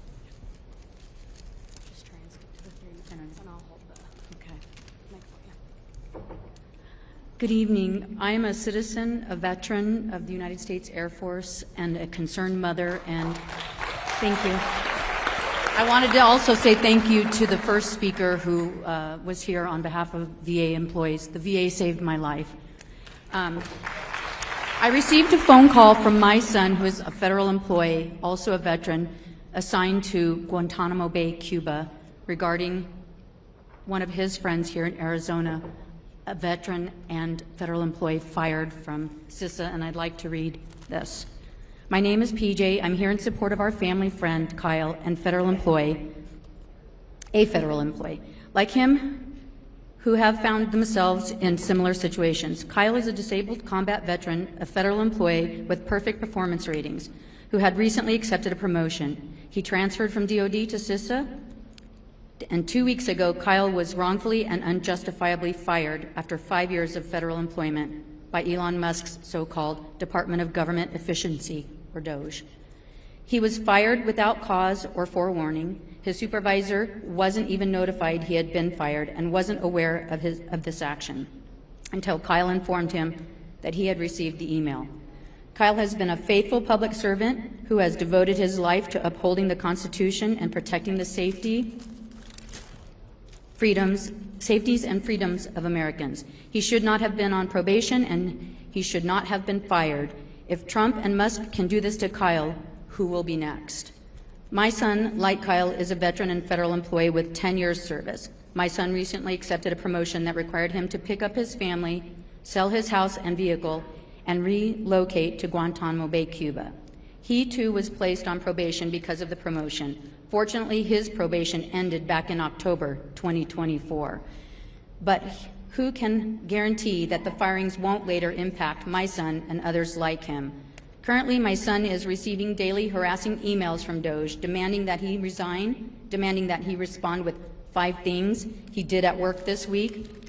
And as a mother, I am tormented knowing that my son and his family have sacrificed so much by accepting the assignment on Gitmo, only to be subjected to relentless harassment by the government he serves. This president and his billionaire buddy are destroying careers, disrupting lives, and causing untold stress with American households. We must stand up for these federal employees. We must fight for them to be reinstated to their jobs, and we must ensure that the felon in the White House respects the laws of the land. Thank you.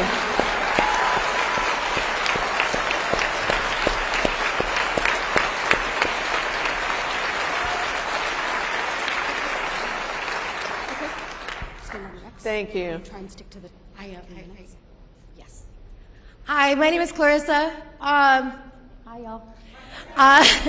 So I might take like 14 more seconds longer than the 3 minutes, but I just wanted to show you something. You put out a call to action to Arizonans, and we listened. So on here, I had this laminated. It cost me a lot of money. This is a 43-foot roll, and it has all of the things that you asked for that your constituents wanted you to know about. So I would roll it out, but they asked me not to, so I'll respect that.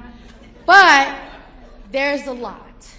From DOGE to healthcare to everything. I would love to let you keep it, but we love to put it up at all of the protests or rallies, whatever they want to call them. So, but I would love for us to take a picture with it. And for all the people who were there yesterday, can you please wave your hands and let them know? Yes! You put out a call to action and we're responding.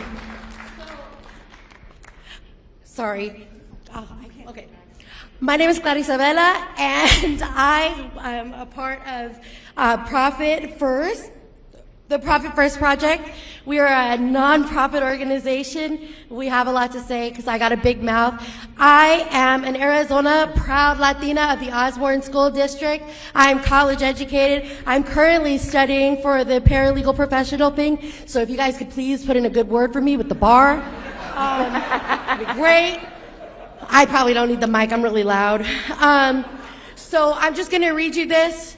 It says, a lot of us are here because we are angry, and I just want to remind Republican elected officials that we will remember these unhumanitarian political career-ending policies at the midterms and the primaries. She's red. Hey, let her cook. A lot of us are here because we're worried for the future for ourselves, our parents, grandparents, and families. We fear for the future and education of our children, especially those like my son with special needs.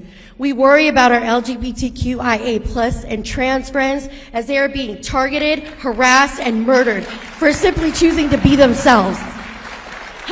We're here today for a myriad of reasons, not just immigration and dreamers. We are here to remind people that unless you are indigenous, you are an immigrant, no matter how many generations your family has been here. Sorry. We're here today for all of those Americans who rely on the soon-to-be gutted socialist government programs like Medicare, Medicaid, SNAP, TANF, WIC, Social Security, VA benefits, cancer research, reproductive freedom, DDD, IEPs, DEI, the Department of Education, NOAA, the SAVE program, USAID, AID, and women's voting rights, all being currently dismantled by Donald John Trump.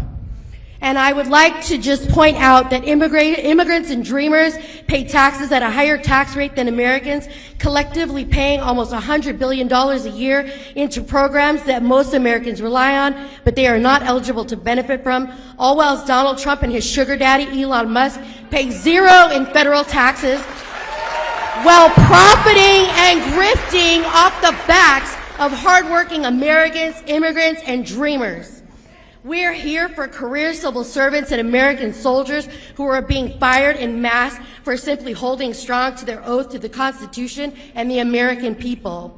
We are here for Capitol Police officers and first responders who have lost confidence in the law and our justice system, who now suffer from PTSD and harassment after being attacked by violent, treasonous insurrectionists on January 6, 2021, now pardoned by the insurrectionist-in-chief, Donald John Trump. We're here for local police who are being forcefully mandated to separate families. Their job is to serve and protect, not discriminate and deport. We are here for 92% of black women who voted for democracy.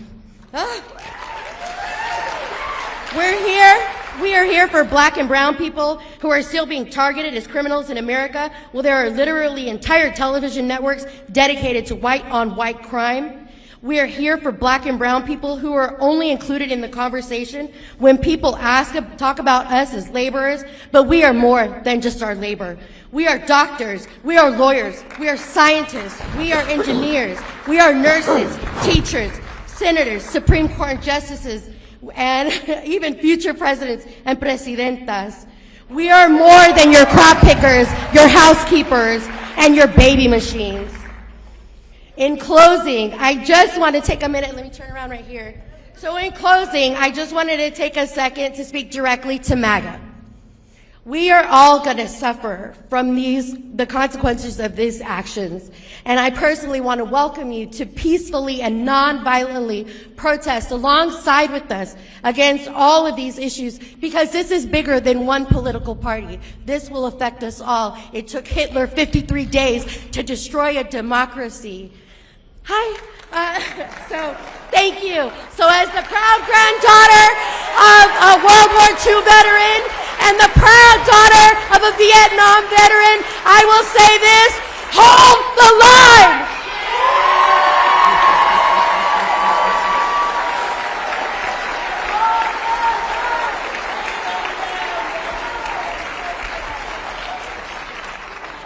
All right. Well, that's going to be hard to follow, but we have, is it Erica Mock, Diane Rodriguez, and then Kyle Ron.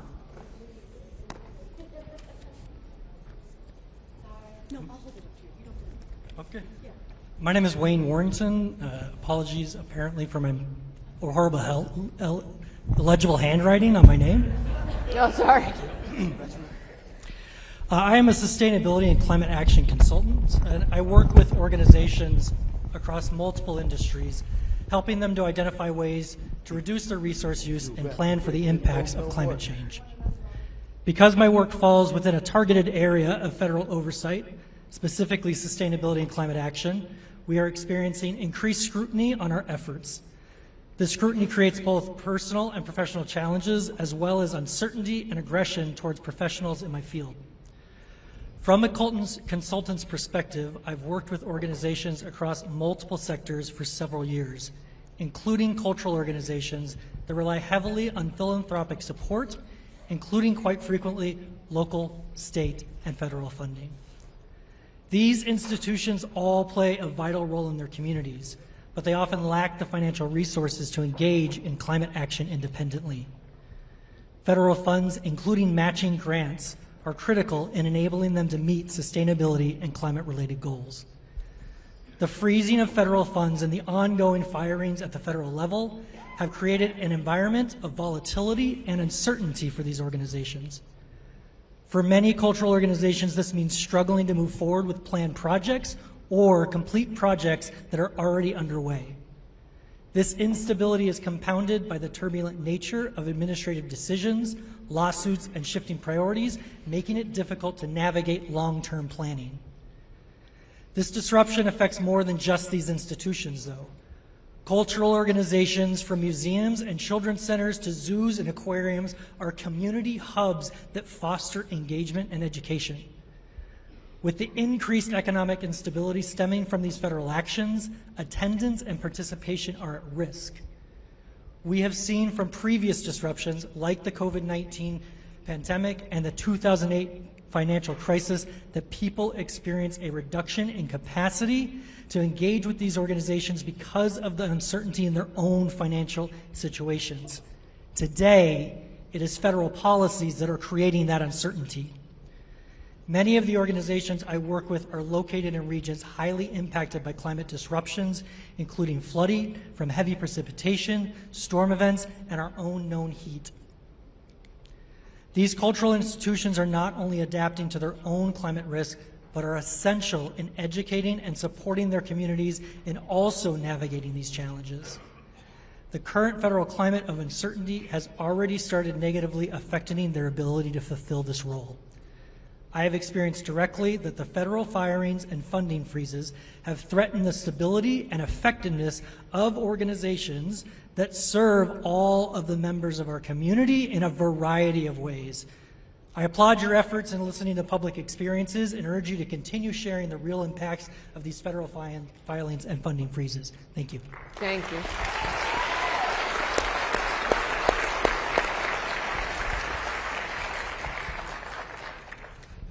Right on the X. I'll hold the mic and translate for the minutes. Buenas tardes, good evening. My name is Erica Mock. I use she, her, ella pronouns, and I'm the Chief External Affairs Officer for Planned Parenthood Advocates of Arizona. I'm here to express our concerns over actions being taken by the federal government against the Medicaid program specifically. This administration, under the advisements of DOGE, is determined to wreak havoc by dismantling the regulatory state.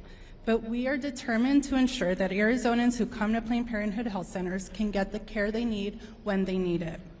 We're deeply concerned over the dismantling of the nation's Medicaid program, also known as ACCESS, here in our state. If funding for Medicaid is cut, and if the Centers for Medicare and Medicaid Services continue to be targeted, it will be detrimental to our patients and community. Planned Parenthood patients use their Medicaid insurance to access care like cancer screenings, STI testing and treatment, contraceptives, HIV prevention treatment, and much more. According to the Center for American Progress, the proposed cuts would translate to nearly $19 billion in Medicaid cuts here in Arizona over a 9-year period. This means that our Medicaid and CHIP enrollment would be reduced for at least 528,000 Arizonans.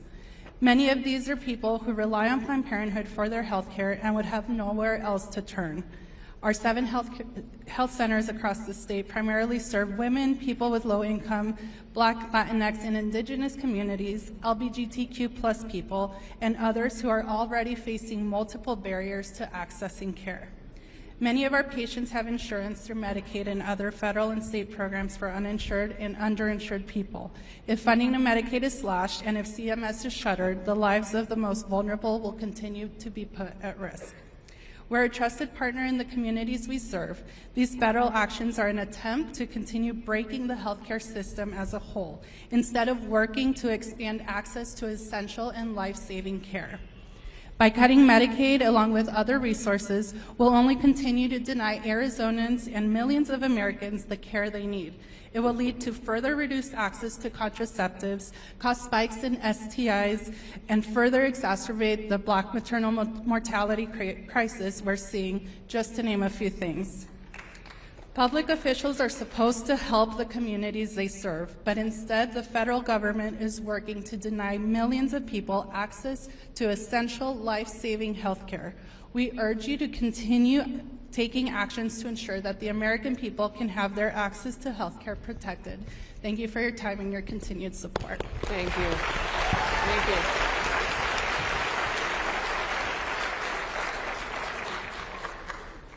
I'm speaking for Diane Rodriguez. She had to go home, so I'm speaking on her spot. How many of y'all like to go to the airport and wait in the long TSA lines? Well, if it keeps going this way, it's only going to get worse.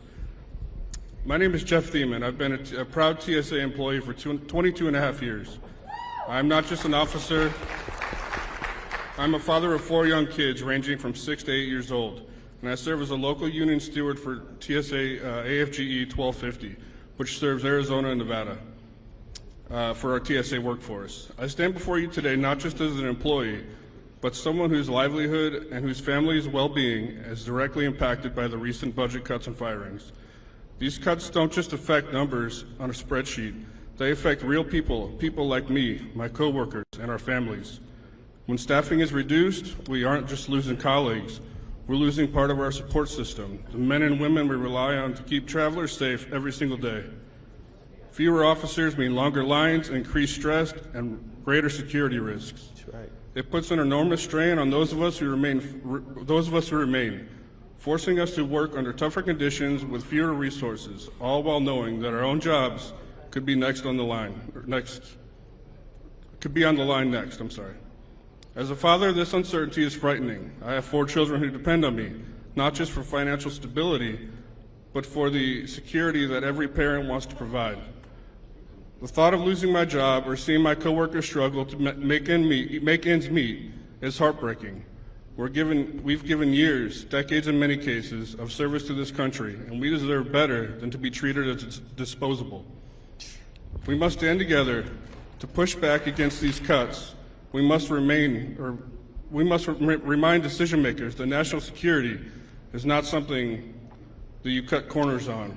The work we do matters, and the people behind the uniforms matter. Let's fight for our jobs, our families, and the safety of the traveling public. Thank you. Thank you.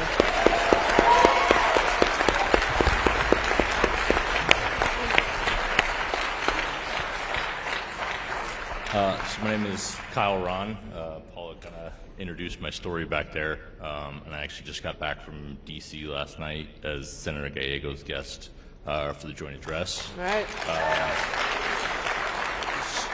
So I don't really need to go into my backstory or why I'm here.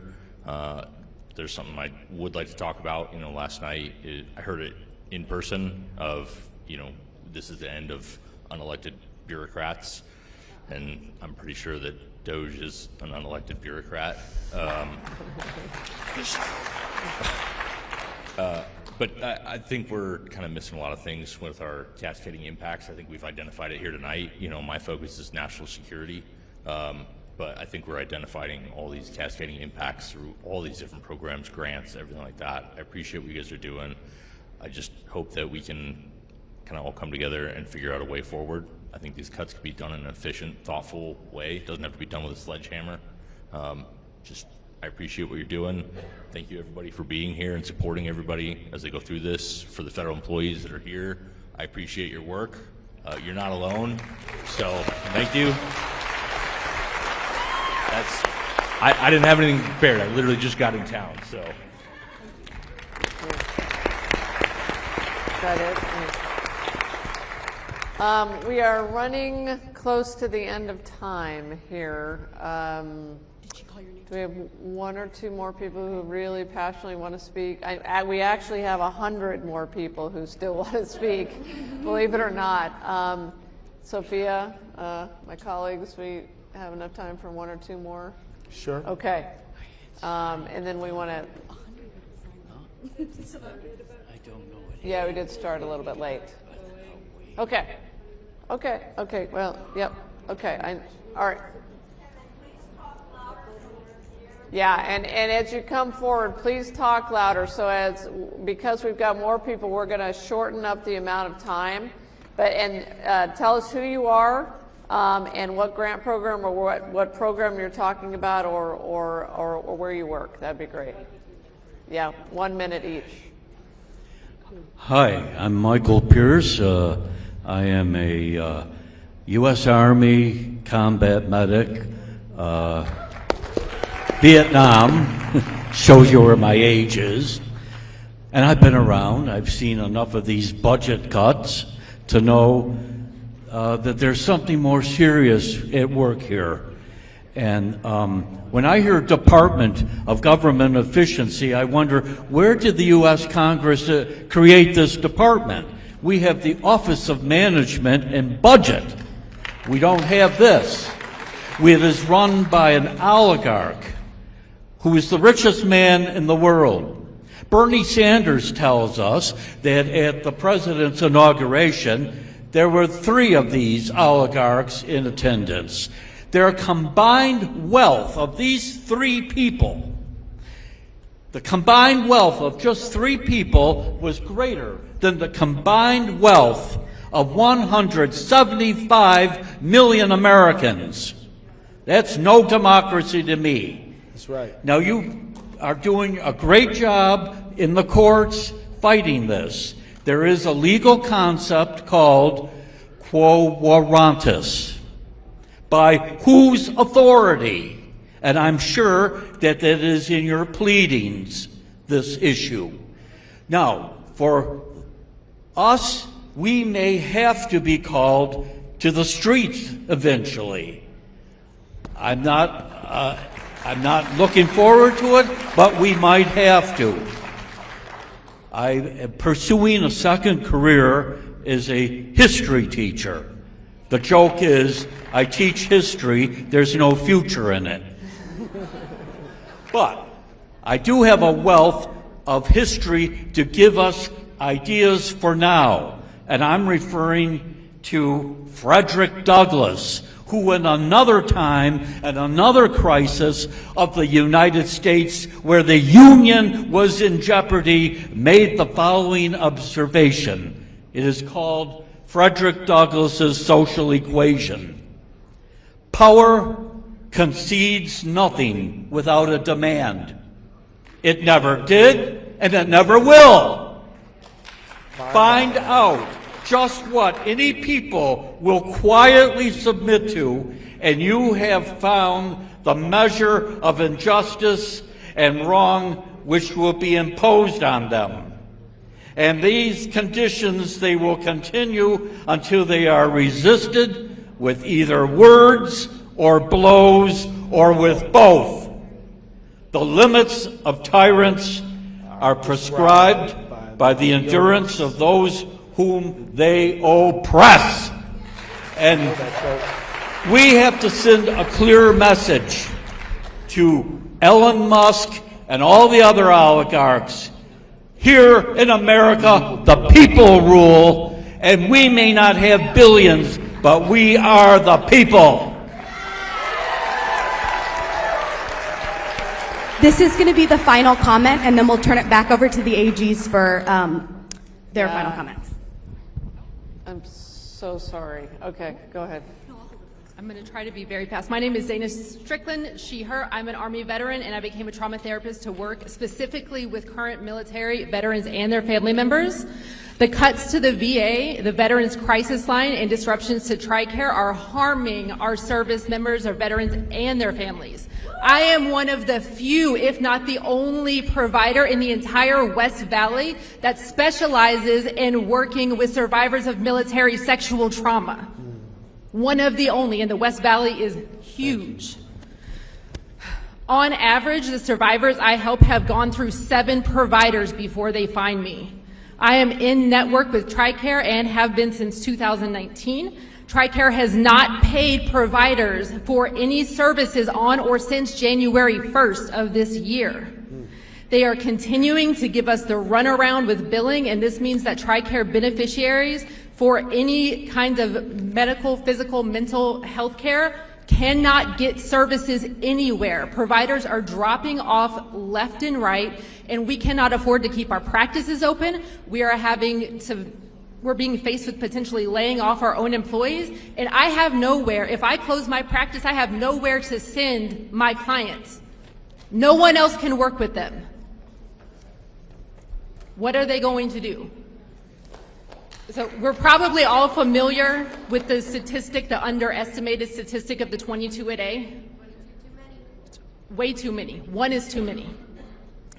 Many veterans they continue their service as federal employees, as law enforcement officers, as first responders, healthcare workers, and teachers. And because of these DOGE firings, the threats of ongoing budget cuts, RFK Jr.'s threats of government wellness farms, No, on top of TRICARE's apparent lack of care and concern about correcting their internal issues, that underestimated 22 a day is only going to go up.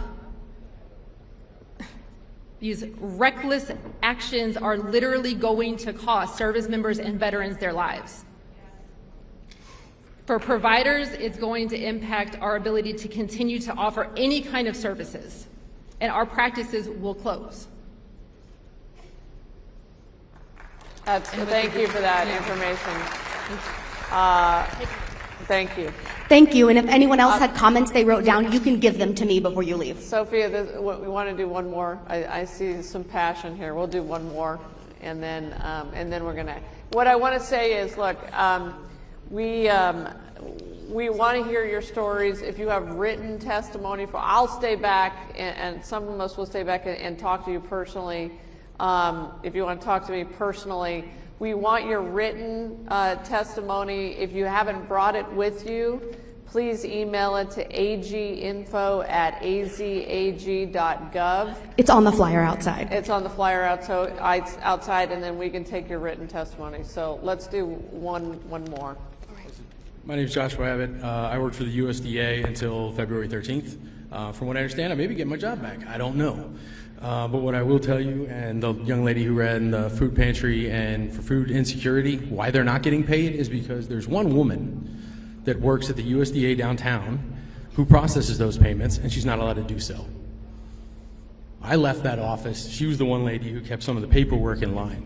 I was the person who helped underwrite the loans and all the grants to make sure that people in this state, in rural communities, the very people that voted for these people, I'm the one that goes around and makes sure that they get the money. And I'm the one that goes around and makes sure that the money is being properly spent and make sure that they maintain the property and the government's investment, your tax dollars.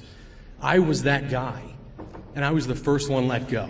Now, I'm a 10-point preferred veteran. Not that I give a crap about that, because everybody goes, you're a veteran, you need to be protected. No. There are plenty of people in these organizations throughout the federal government who are oh, God. Sorry. They're civil servants that have dedicated their lives to these things. And excuse the parlance, but they're getting shit on right now, and it's crap. Absolute garbage. They turn around and they do this. Now again, I've only been there for 10 months, and I learned on the fly, thanks to plenty of education that the government provided me through GI Bills and all kinds of other things, right? And I got most of my education here in Arizona from Embry-Riddle, ASU Law, and Thunderbird School of Global Management.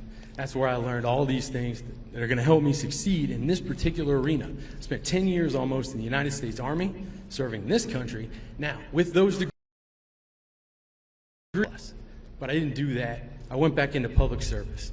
Kris, we met before because I was running an LD27 for the state Senate seat, and I decided that when this job was offered to me, I could help rural Arizonans more by taking this job than I could by just serving the people of Peoria. And I regret that now. Honest to God. And these are the same cuts that are going to hit either one of your states. AG in New Mexico, I work with your state engineer because he covers 2 states right now. Because in the last 2 years, we haven't hired a new engineer for your state. He covers all the USDA projects in your state. And I think they just gave him a little bit of relief right before I walked out the door, or was escorted out the door. So this is going to affect every single one of your states, especially in rural areas, which every single one of your states has. I'd like to thank you for your time. Keep fighting, people. Keep fighting. All right. I hate to do this, but we are going to have to wrap up. Would my colleagues like to just say a few? Well, it's getting dark. That's apparently a clear sign. But Keith, do you want to start? All I want to say, friends, it's been a tremendous honor for me to listen to you. Trust that we will be back here, all over Arizona, all over this country. We have another town hall like this coming up in Minnesota on March 20th. We got another one coming up in April 16th.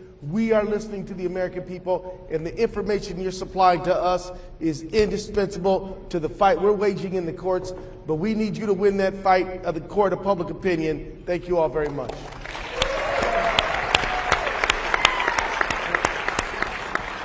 Thank you for taking the time to share your stories and be here tonight with all of us. It's incredibly impactful. We can't do our jobs without your stories.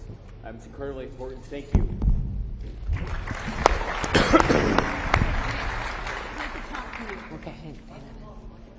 So one thing came through for me tonight, and that's not just that Donald Trump and Elon Musk are violating the Constitution and they're degrading people that have committed themselves to public service.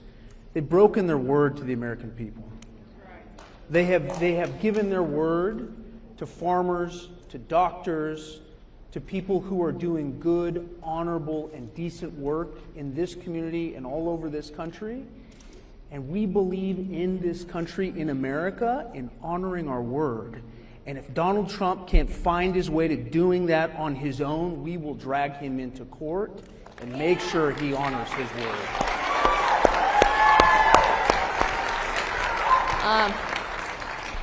Listen, thank you all for staying so long. Thank you for your indispensable information. You saw us taking notes. We have recorded this. This was the first Attorney General town hall. You were the first of many across this country. And I want you to know, as we end tonight, I know, we heard so many terrible stories and stories of grief and hardship on Arizona families, and this is happening across this country. But I want you to know something, that these AGs, all 23 of us, are working our hearts out, for you and to protect this country and to make sure that future generations can enjoy what we have enjoyed. And I want to give you a couple of details. We meet, all 23 attorneys general meet every single day together by Zoom. And we are working, our lawyers are working their hearts out day and night, sometimes throughout the night and on the weekends on these lawsuits. We are up to, I think, 7 guys lawsuits? At least 7 lawsuits. There will probably be one more this week, and there will be more after that, as long as Donald Trump and Elon Musk and DOGE continue to violate the United States Constitution. Thank you so much for being here. We appreciate you. Thank you. Yeah, I guess so. These people want to talk about it. Hi, guys. Please take this and will you please contact me? Yes, I'm an extreme victim.